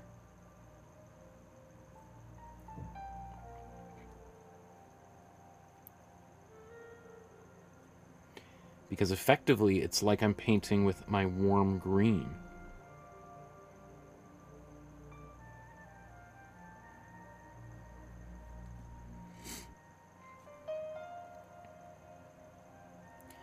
So I think I'll leave that. I may even decide to paint that a second time and just keep that a really, really dark blue patch as opposed to black.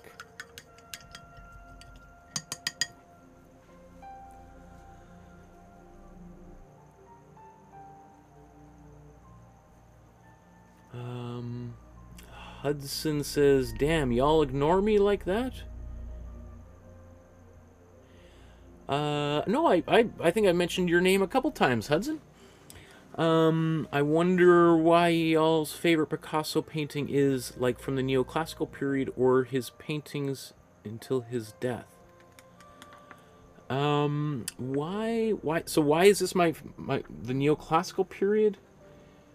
Do I like a lot for Picasso? I think I like that period. Maybe it's just the contrarian in me, is that it's the period of his life that is, at least, was sort of most overlooked, even to this day. Like when I was prepping for that painting, the portrait of Olga that we did months ago, you know, I was doing a bunch of research on it. It's pretty hard to find information about that period. I have a couple books on it that are out of print. It's just the period that most people and critics, writers, just haven't really looked at that carefully. I don't know why. I just think it's one of those weird things.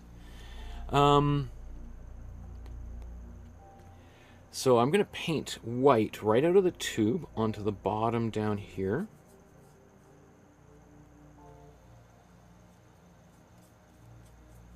Oh, there's a little bit of red squeaked out of off of my brush. Obviously, it wasn't quite cleaned enough. That's okay. If I really feel it's important, I can always paint more white back over top.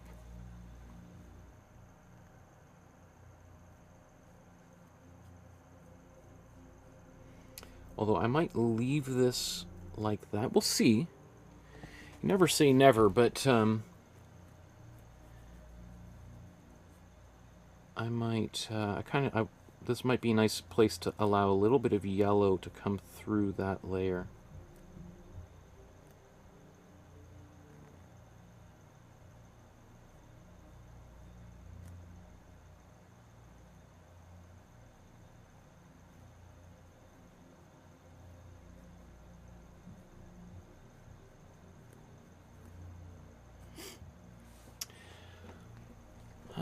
Okay, and then we got these eyes that also need a bit of paint there too.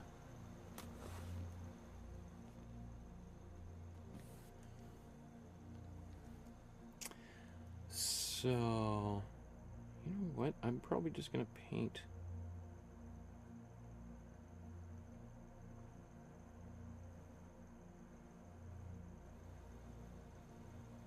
that area. So even though it's going to be green, having that little bit of white there is just going to help,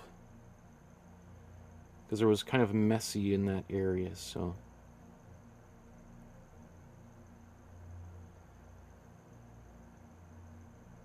and you know what, I think I'm just, well, do I want to make that a little bit bigger? Maybe let's just show a different angle here.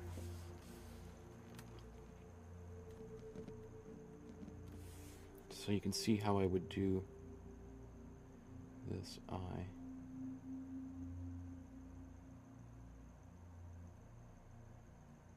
Spinning my brush.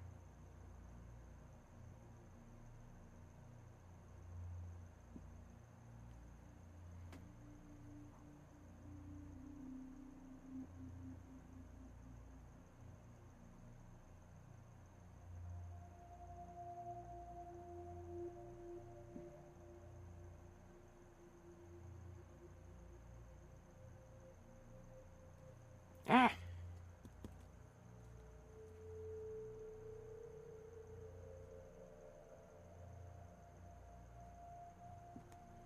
There we go.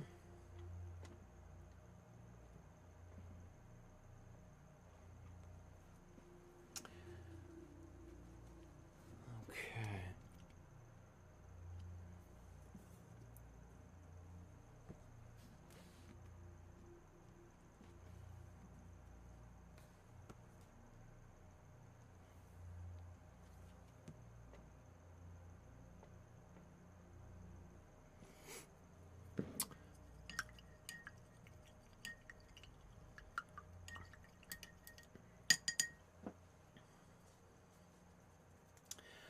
The other thing too, the since you brought it up, Hudson, is the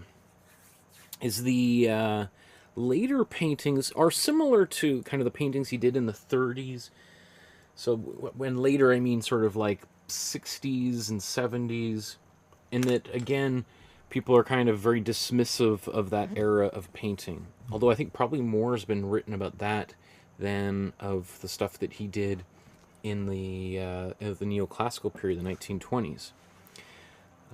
Which is not uncommon. A lot of the times, an artist's late work is sort of, forgotten about or discredited. They're like, he was a senile old man, and yeah, he's kind of losing his ability there. Not really that. I don't really want to talk about that stuff, hey? Which, the kind of most famously is the paintings by Willem de Kooning, the Dutch-American abstract expressionist painter, whose late paintings are quite controversial because there's some dispute as to how much he painted and how much of those paintings were created by his assistants. Which I think is a really funny thing to think about, considering you have people like Damien Hirst and Jeff Koons who don't even touch a paintbrush and yet crank out paintings all the time because they got a factory of assistants like Andy Warhol doing all the work. Anyway, I could go on and on about that. Let's go to our background pass number 2. So what I want to do now is finish off our background, and then we're going to move on to the foreground, finish the foreground, and then we're going to be done. Right? So to finish off this, we need to do, we're going to add some of these stripes. I also want to kind of just add a little bit of maybe some black, or we can paint this brown up here. So there's two ways we can get this look. Here, let me just bring this. One way is we could mix like a darker reddish brown and paint that there. Right? So if we wanted to do that, we could take our black and just put that directly into the red, and we could paint it that way. Another way is we could add a little bit of glazing fluid or matte medium to make us like a semi-transparent black layer. So part of me wants to do both. I just don't know how I could do that where it would look acceptable. Well, I mean, maybe we'll have to do both. Let's experiment here. So let's just take our matte medium, and matte medium, there's a link in the description. Matte medium is just paint that has no color in it. It's just transparent. Sometimes people use this as like a final touch, as like almost like a varnish, although it's probably not the best use for it, but some people will do that. So what I'm going to do is I'm going to take this paint here, right? If I just paint this on, it's going to dry clear. You might notice a little patch of not discoloration, but maybe because it's matte, it might be less reflective than areas around it. But I'm going to take a little bit of my black. I'm going to mix that into this color. So now what I'm doing is I'm going to be painting with black, but instead of painting, if I add white to it, it's going to go gray. Now this looks kind of gray right now, but it's black that is transparent. And that there's a big difference, because if I start painting this on here, that's too transparent. We're not going to notice any change there. So let's get more black in here.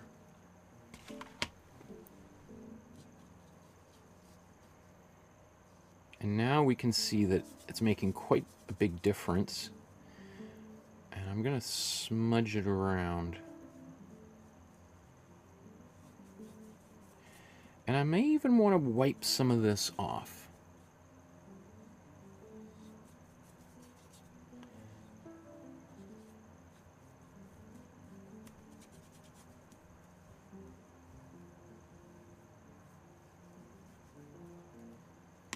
So one thing you could do is to paint that there, and then to kind of take like a rag and to kind of, if you put too much on, and just to kind of pull a little bit of this off. And it's kind of hard to see with that light, but now if I hold my hands over, you see how it's sort of, you could see that it looks pretty close to the original. Maybe let's just zoom.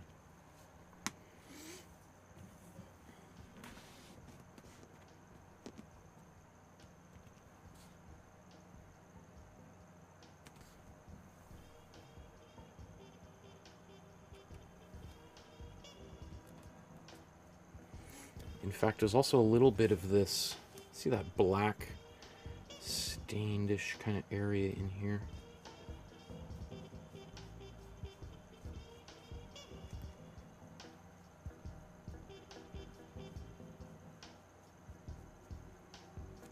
Which again, I paint it like that. And we'll see, maybe I'm going to decide I want to kind of get a bit of it...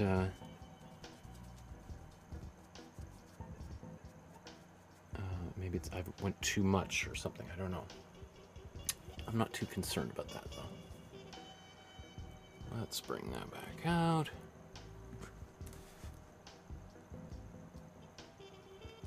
Okay. Next thing I'm going to do is I'm going to quickly blow dry that, because I'm going to paint some lines over top of it. So I'm just going to mute.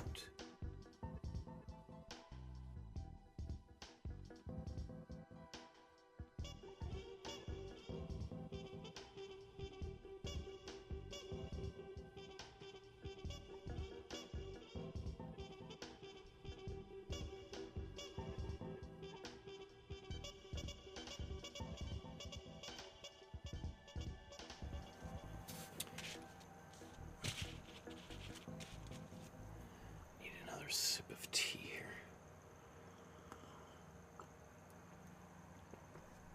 Okay. So the next step is we want to get these yellow lines that are going across the background in here. Now, if I just paint yellow, in fact, let's just do this. And I think this yellow is probably our warm yellow. We can do both. In fact, let's do a little bit of both. Let's just see. Let's go down here. Just so.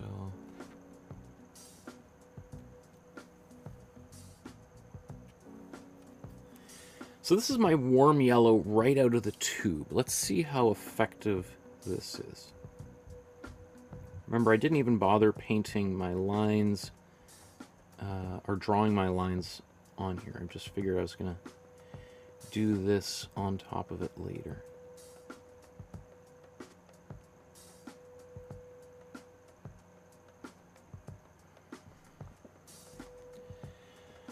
So there's a line. Let's see. Actually, you know, I'm surprised at how that turned out. Let's see our cool yellow now.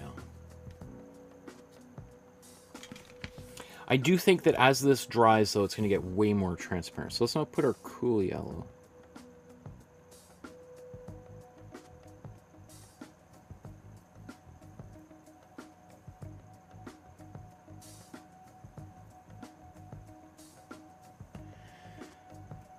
So those look almost identical, to be honest. I'm actually surprised. I was going to say that they're I didn't think either of them would look good at all.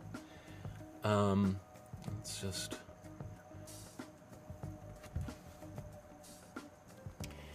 But I am a little suspicious that right now they look pretty good, but that might not always be the case here. So I'm going to blow dry that and see if once this darkens down a little bit, if things have changed.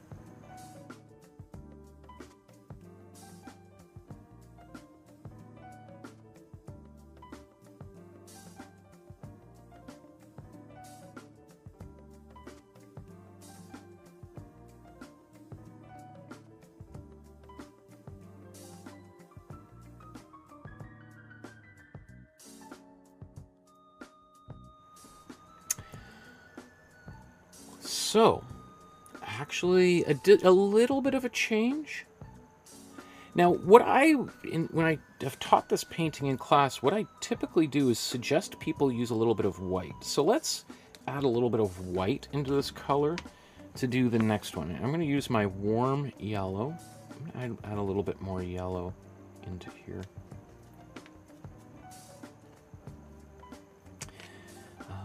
And then I'm going to paint this line right below.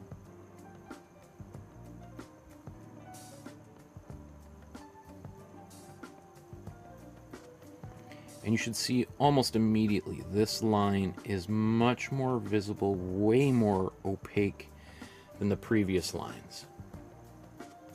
It's almost a little much. Maybe I put too much white in there. So let's just take a bit more yellow.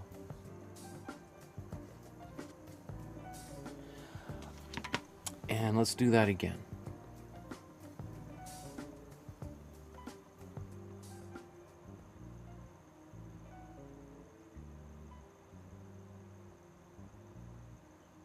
And I'm just eyeballing this here, so these lines may not be perfectly straight.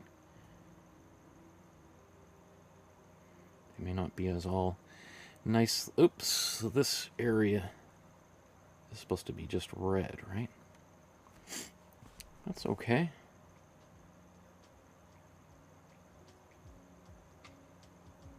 Happy accident, right?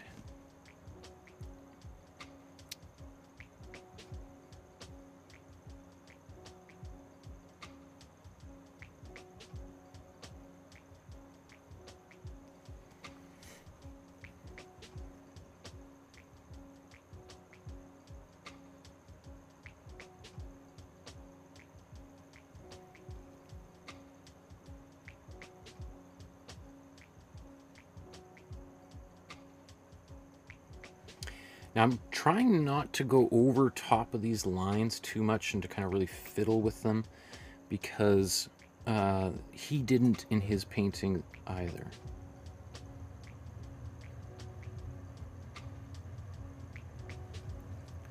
So I'm allowing for a little bit of the color to kind of come through.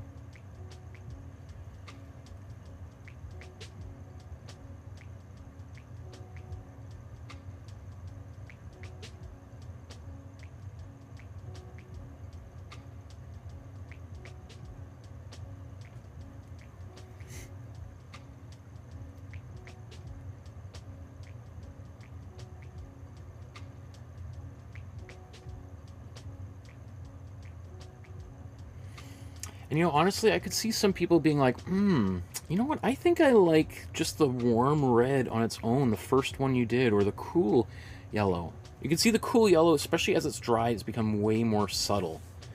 And because I'm not adding more white to this, it won't surprise me if by the time I get down here that these lines become more and more diluted and a little bit more transparent.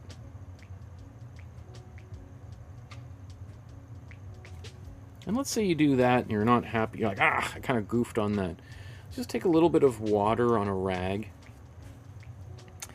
And let's just wipe that off. Let's start that again.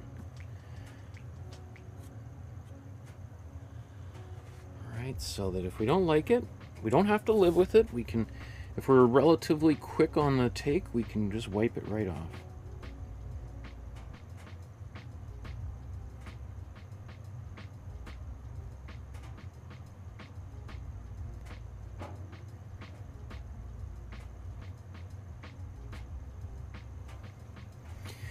One thing that I'll probably do a little bit is maybe go back over some of this with just a color that has no white whatsoever in it.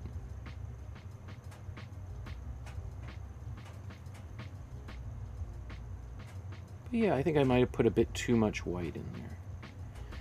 Does it mean it's the end of the world? Not really.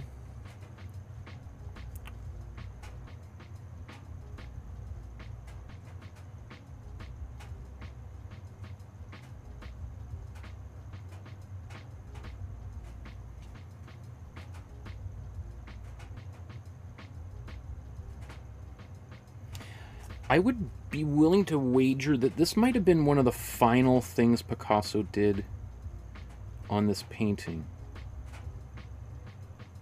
He might have done a lot more, or he might have maybe even had the painting finished and was just like, this is missing something. What should I put there?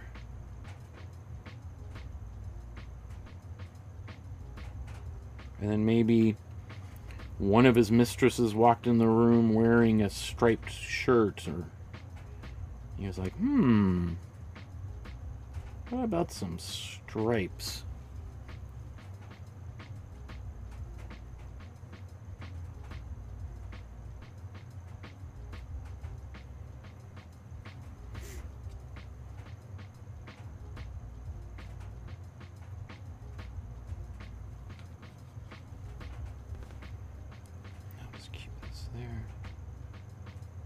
Yeah, I think I'm putting way more stripes on here than there were, which is funny because when I started, I was like, you know what, there's going to be like half as many stripes in my painting as his, but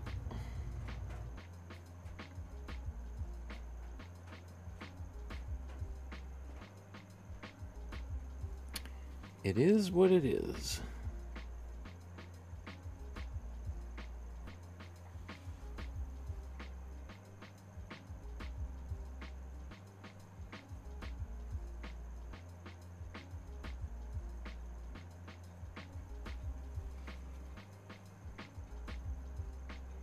Now I could do all of the lines on the left and then all the lines on the right. The reason why I'm kind of doing this is just to try to keep some semblance of them being continuous. I find like if I was to do all the left and the right, the likelihood that by the time I got down to the bottom that they'd be anywhere close to aligned would be very low. And they're probably not totally aligned here, a little bit higher up on the right hand side, which, you know, I could fix just right now by lowering this one here. Don't think I actually did a very good job of that, but eventually I could reconcile them, but if that was really, really important to somebody.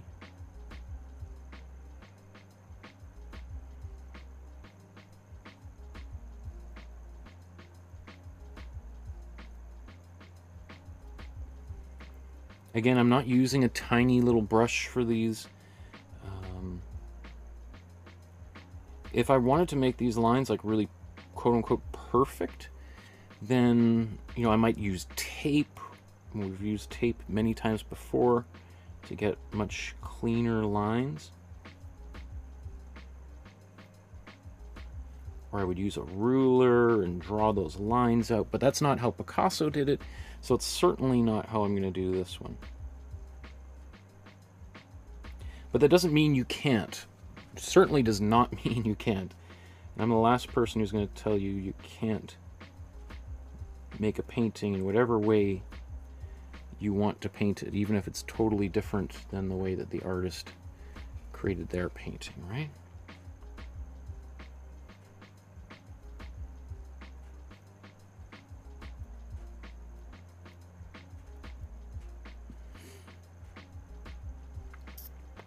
Should I do a line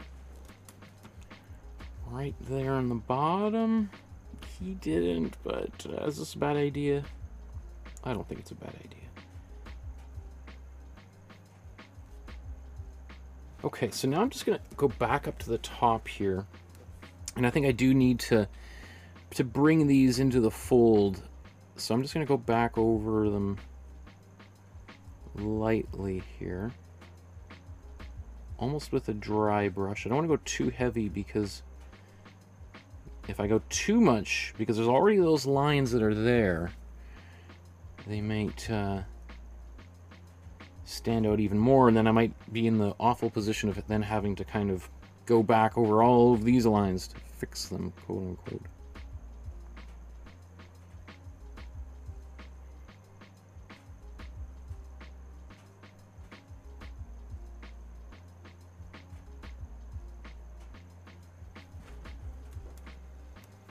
So you can even see almost like this line here is a little bit darker, or sorry, lighter. So I'm actually going to go back over that with just my warm yellow. Just put it a little bit more on there. All right, so that I can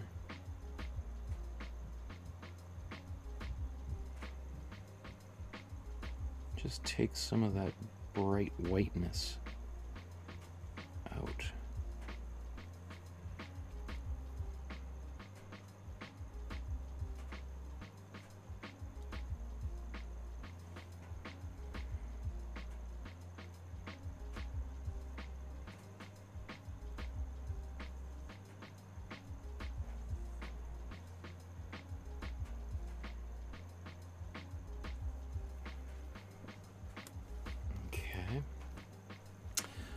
So that's pretty good. If I look at these side by side, we're getting there.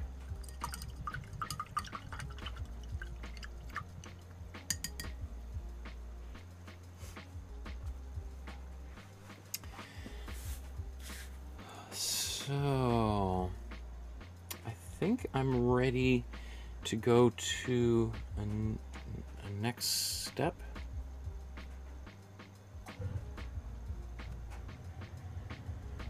Okay, so what I think I'm done with my background. What I want to do is finish the foreground, and then we'll be all done.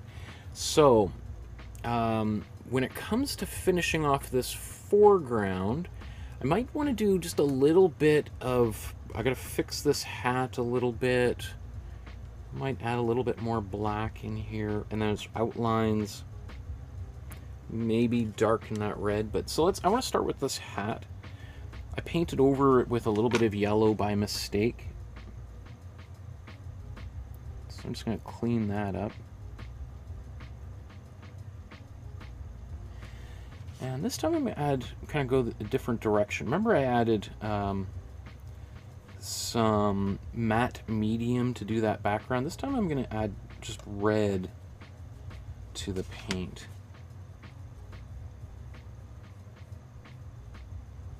Few places here.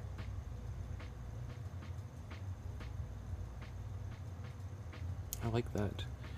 Might have been a better, you know, in fact, maybe now that I think about it, to get that background, what I probably could have done is taken red. Basically what I just did here is red, black, and matte medium, and gone over that background a little bit.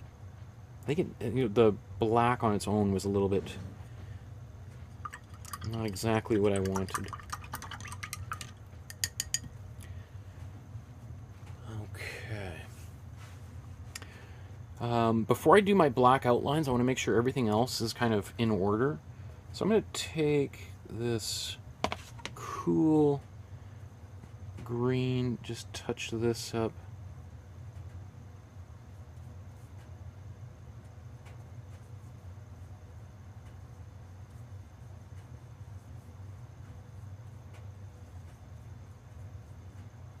That looks much nicer, a little bit more solid.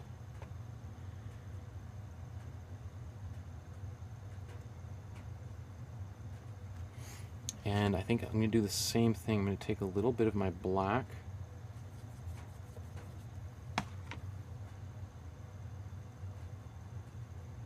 And add this in here because he's got a little bit of a dark or qualities in this bottom. It might just be a smudge. Let's, you know, if we can get it, that'd be great. I think I'm gonna leave. Do I want to leave those greens? I think those greens are fine, right? Are we happy with those greens? Let's just see. What if we just take, this is my warm green.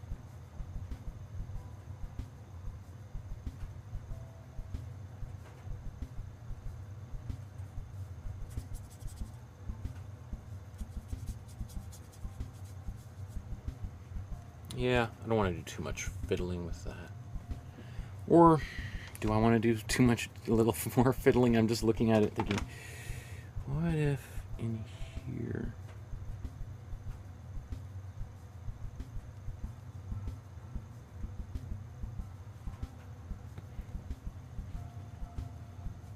Okay.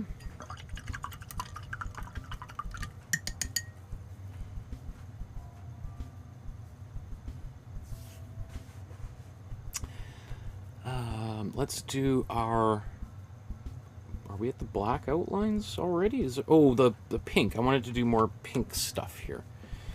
So let's take a bit more white and pink. I want to make this just a little bit darker.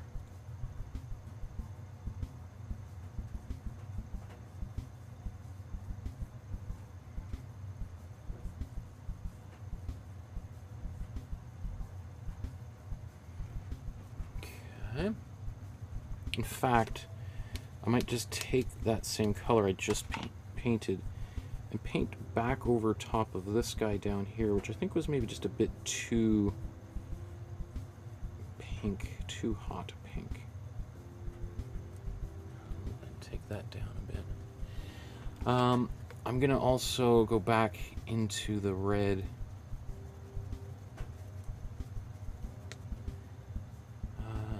Here, but I want to go the opposite. I'm going to add more white. Make this even whiter. There we go.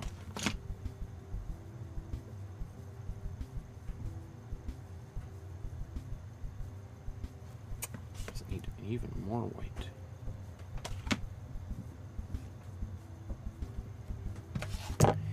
Even more white. I think what I'm going to do is I'm just going to take a bit of this white, put it on my brush, and rather than mixing it in, I'm going to mix it on the painting.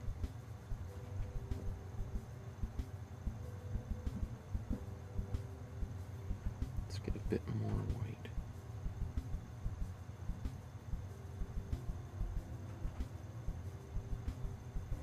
Kind of like the Impressionists would do. So yeah, I'm just taking paint like this. So rather than mixing it all in, I've got some pinks and then I'm going to paint it in.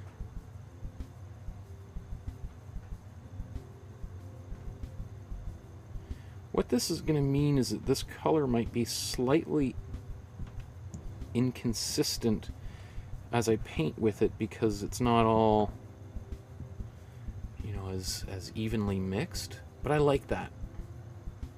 In fact, I think that's perfect. And I think I might be ready. Do I want to darken that blue?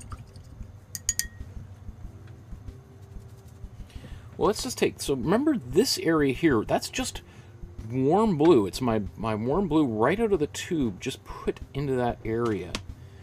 And I'm going to paint a little bit back over top of it, which is going to bring a little bit of its bluish qualities back from a really dark green. That looks good, but it's still very, very dark. If I had painted white underneath there, it would be a different story. Let's take a little bit of white. I'm going to darken this just a bit here. I know I'm kind of rearranging deck chairs or on the Titanic kind of thing. You're like, it doesn't, just finish it, Michael. But it is kind of nice just to kind of get it a little bit more refined, isn't it?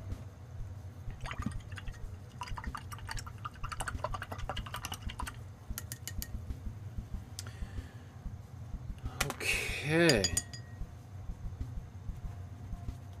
So really my final details are just my outlines, and then I'm going to be done. So I'm just going to blow dry this so that when I do go around the painting, adding outlines. I'm not going to be smudging paint, which is not a big deal, but if I can help it, why? And it just takes 20 seconds with a blow dryer. Why?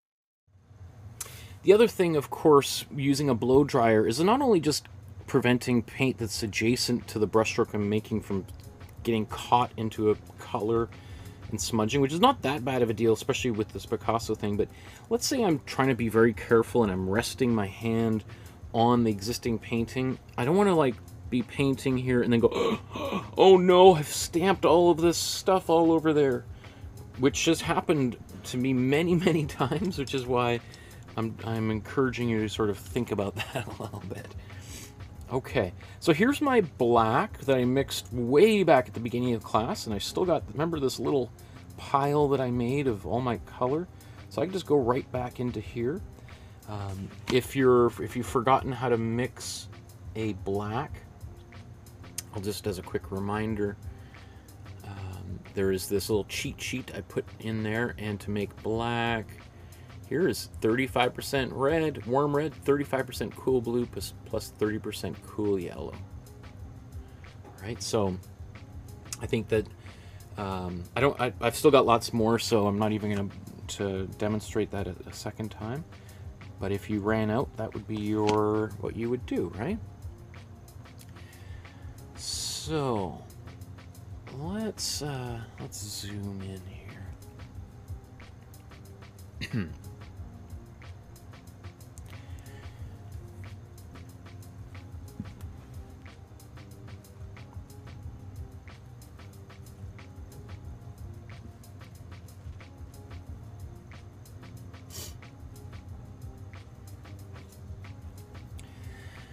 So this is my black, and remember this was blue down here. I might just go over the outer edge of that blue, and we'll see if we can see any difference. You can see a little bit of a difference.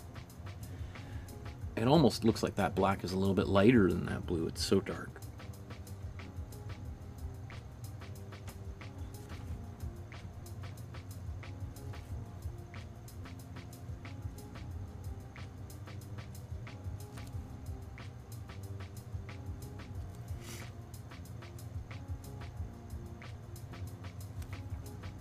He ends it right here. He doesn't connect those.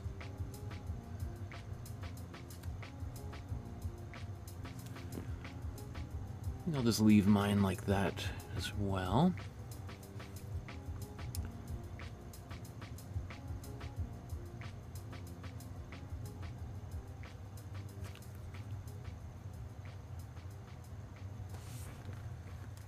Oh, I forgot that green.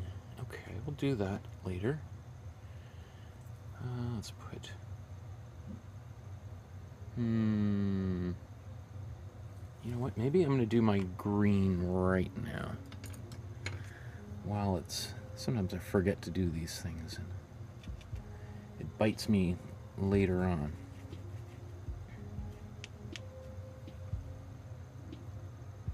So this is my warm green, my grassy green.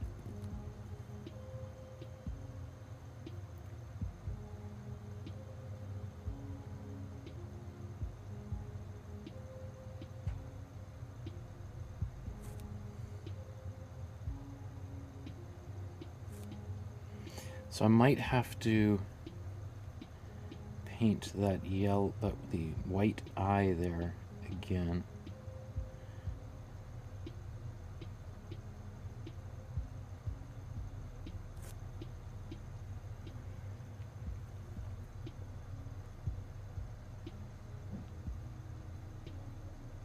Oops, put a little bit too much blue in that mixture. I don't mind it like that though. I think that'll be fine. Yeah, I'm just going to over paint it a bit, and then I'm going to do another circle for that eye afterwards. Let me just...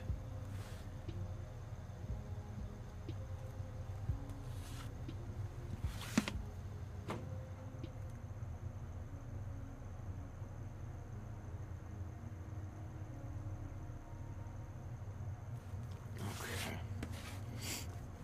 So we'll do that later. Let's continue our charge around the painting. Let's do this stripe on the nose.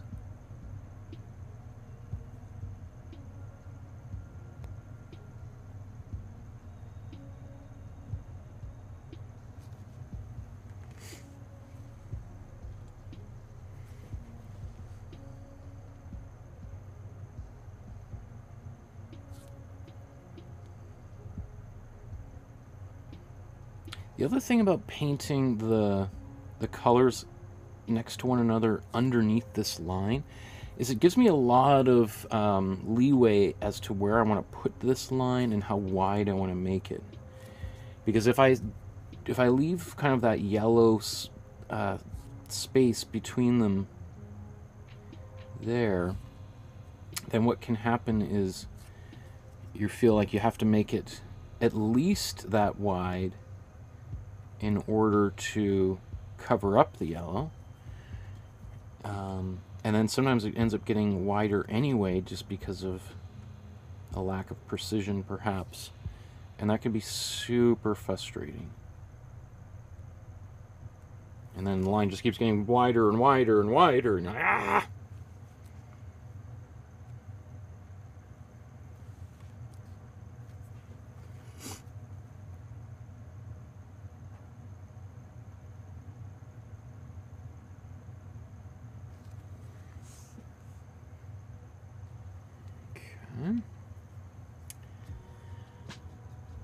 Let's get the side of this face. I'm going to turn my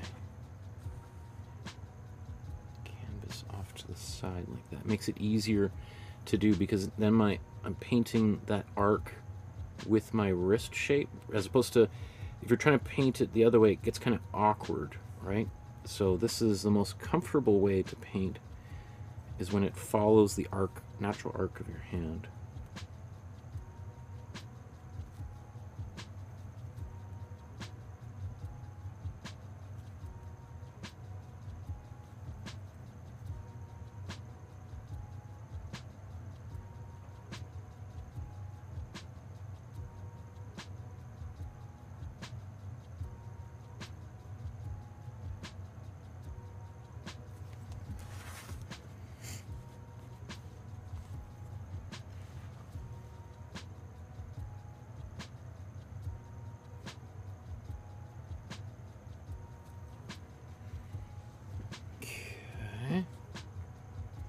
Now there's a few more lines there that have red in them, so I'm going to save those so that I can add red into them later.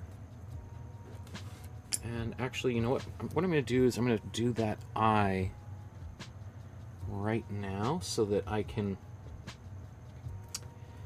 let it dry while I'm doing all of this here.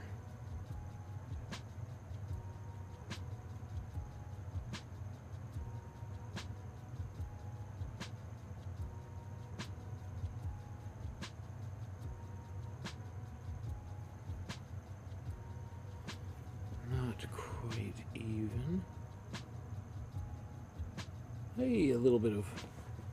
that's okay. Kind of looks almost like a little bit of an eyelash, white eyelash coming up there. Good enough for me.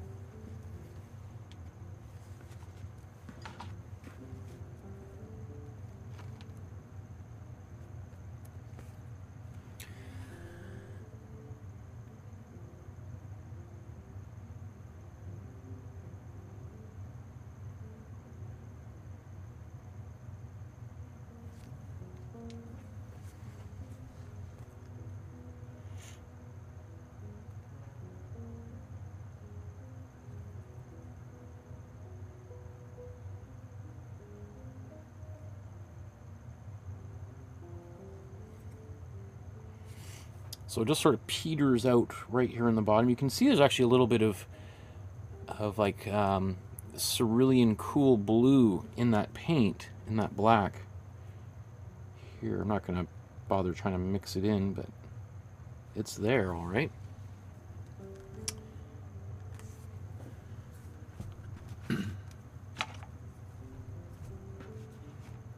So you can see I didn't go all the way to the bottom because I might want to just do that.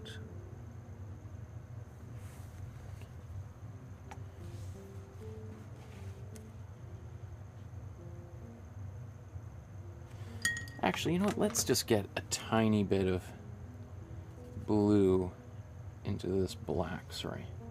Taking a bit of this blue, mixing it into here. Why not? Just for a little bit of fun.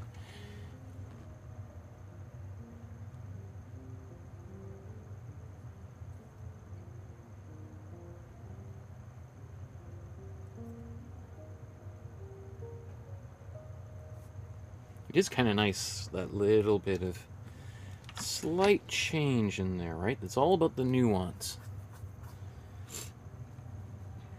Okay.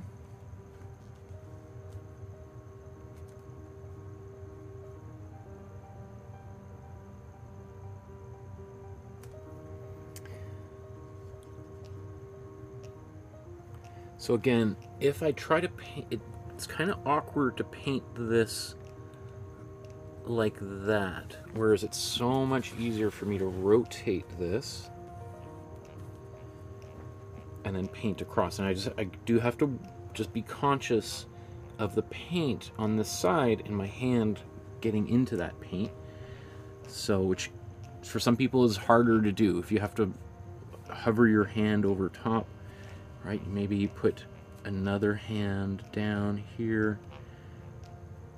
Right. Sometimes what I'll do is put my pinky finger down and rest it on there so that I'm kind of protecting the surface.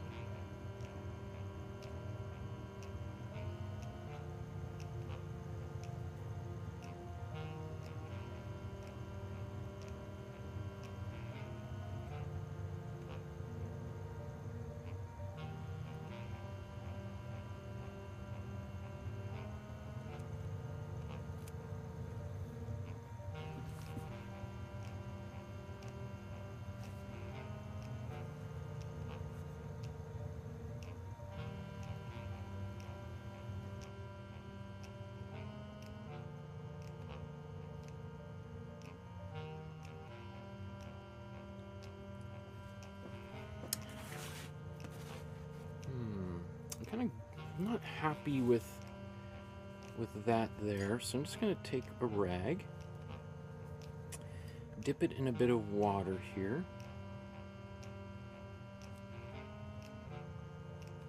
and just wipe some of that away. It's like, right? Now you have to be careful you don't wipe it into another place.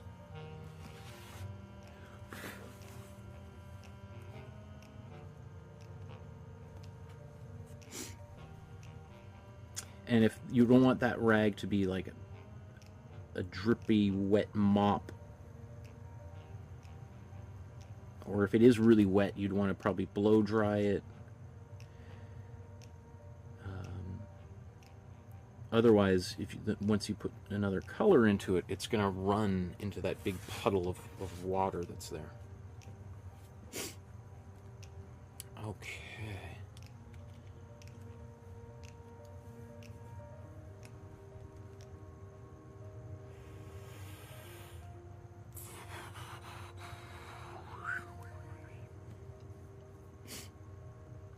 I'm going to paint mix the red into the black now.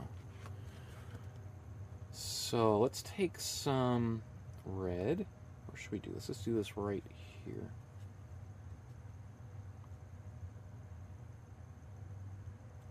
It's got a kind of a darker red.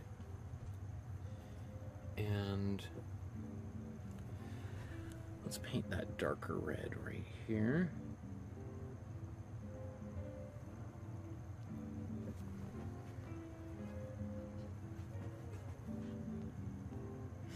See, this is an area right here where I didn't paint I should have painted that green maybe right up to that red, but I didn't, so it's okay.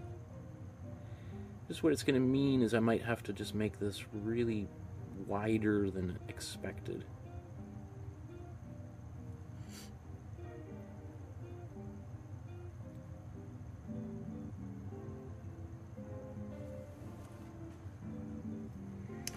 And now I'm going to just go right to, I'm not going to wash my brush, but I'm just going to go right here to the red.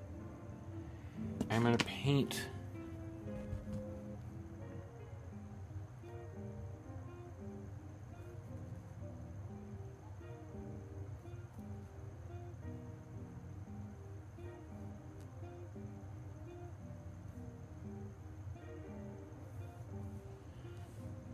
there.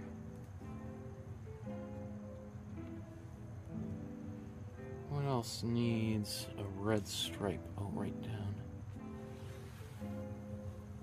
the middle of the face here. Goes right across.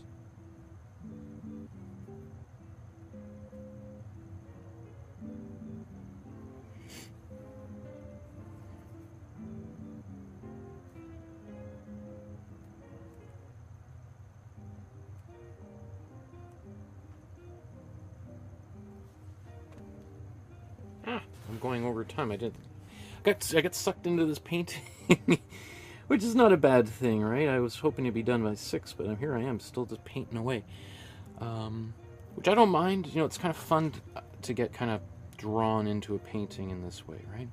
Take a little bit more black on my brush. Just darken.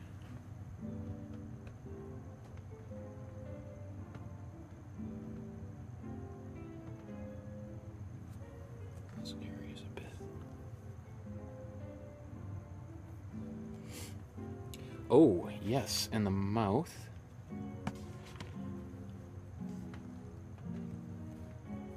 So,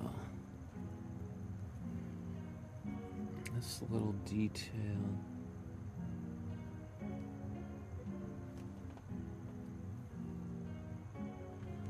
Not as red as I was hoping. I should have, but that's okay.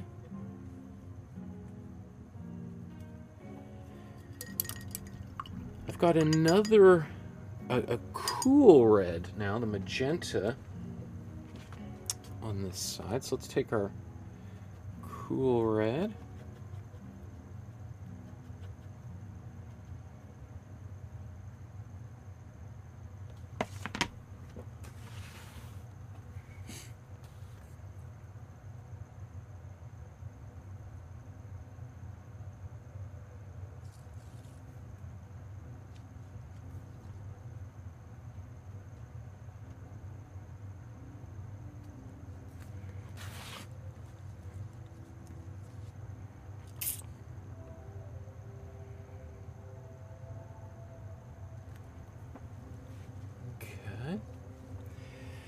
And I'm not going to bother cleaning my brush because here, let's...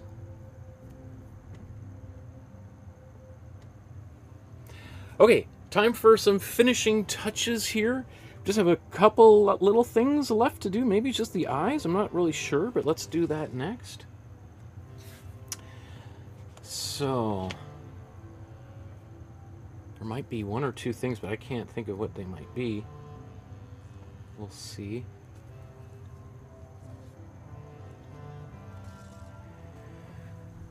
I'll do, instead of reaching across, I'm gonna do one at a time so my hand can reach this side quite easily.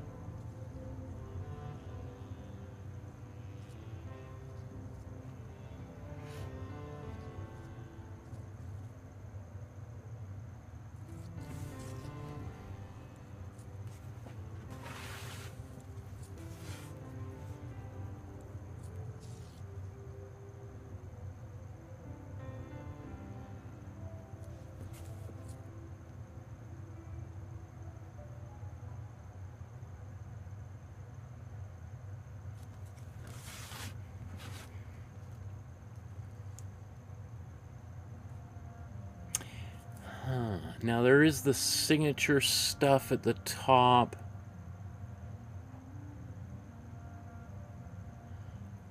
I think I'm just gonna, well, I could put a big Picasso-y thing at the top, but I don't know. I don't know if I need to do that. I do feel like I just want to.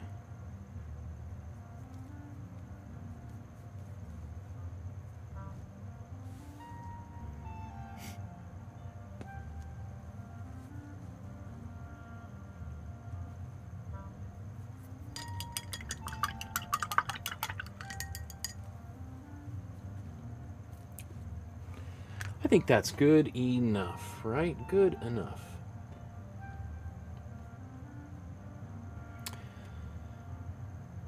So, we've come to that time. Let's do a little side-by-side comparison, see how this painting turned out. Are we happy with it or not? Would we have done things differently? Please take a photograph of the painting you made today. Upload it to the Facebook group this Sunday at 2 o'clock, I think, in the afternoon Pacific time. We're doing a feedback episode. That's probably one of the most popular things that we do around here. So if you take a photograph of the work you're doing, I'll give you a little bit of feedback and to help you improve it. Also, of course, like, subscribe, hit the notification bell. If everybody who is watching right now hit that notification bell, I'm sure we would double in likes. Or hit the notification bell, and then if you hit the like button, we would double in likes, whatever it is, right? And then if you want to support the channel with just a small donation, as little as $1, please consider using the PayPal link down there, or the super chat function, or you could contact me via the Facebook group to send an email, etc. So let's see how they turned out side by side. What do you think? So I'm pretty pleased with that. You know, now that I added some white into those stripes in the yellow, I kind of feel like maybe they didn't need that white at all. I probably could have got away with, because they're, not only do I have more stripes and they're closer together, but they got a little bit of white, so they're, you know, especially down here, you could see they're way more transparent in his. Is it a deal breaker? No, I don't think that's a major problem at all, but it is just something kind of interesting. I think most of the colors are pretty bang on. It does look like I could maybe have put a bit of orange in there. Maybe I'm going to put a bit of orange in here. Let's just, what if I just take a bit of yellow, warm yellow, and warm red. Quickly mix that up.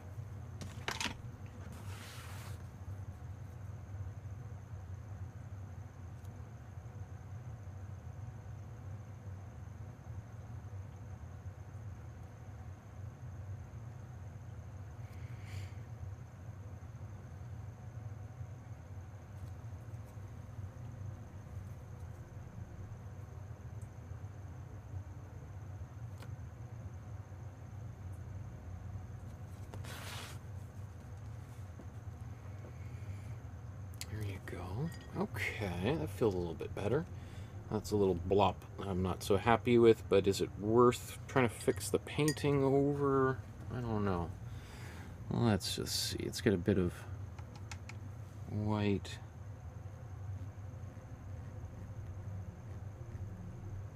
There's a bit of white and yellow in there. And that's done. Okay. Let's zoom in and just take some looks here.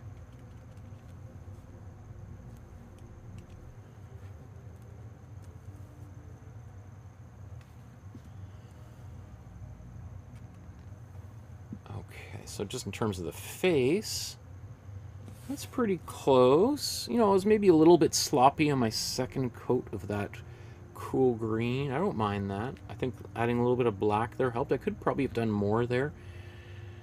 The eyes, I'm all happy with all of that. Colors of the blues are pretty close.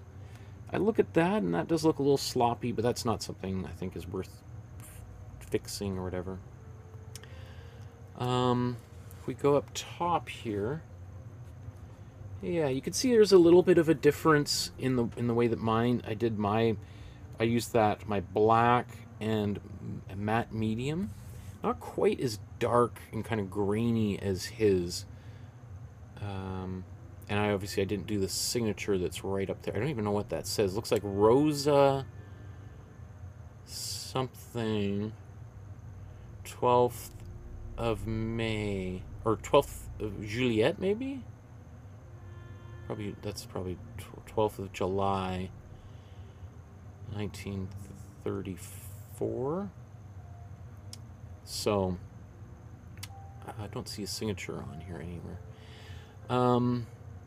Let's just maybe look at the bottom right corner.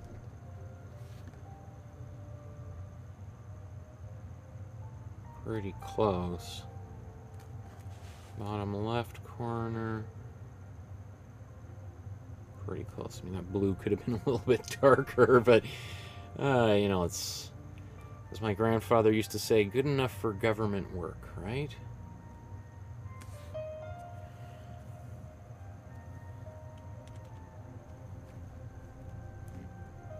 Okay. Well, that brings us to the end of another episode. Again, join us this Sunday at 2 o'clock, I think. Time might change a little bit for our feedback episode. I can't wait to there's so much work that you guys have done that it's been a while since we've done one of these episodes. So we might have to break it into a few different episodes to just kind of clear all the backlog of great stuff you've done. So join me on Sunday, and then next week we're going to be looking at probably a month of Canadian artists. We're going to be looking at Emily Carr, Tom Thompson, and the entire group of 7, of which there's more than 7 artists. We'll talk all about that as we turn our attention away from Europe, back to Canada. Thank you, everyone. Enjoy the rest of your evening. Have a great weekend until we see you again soon. Good night, everybody. Bye-bye.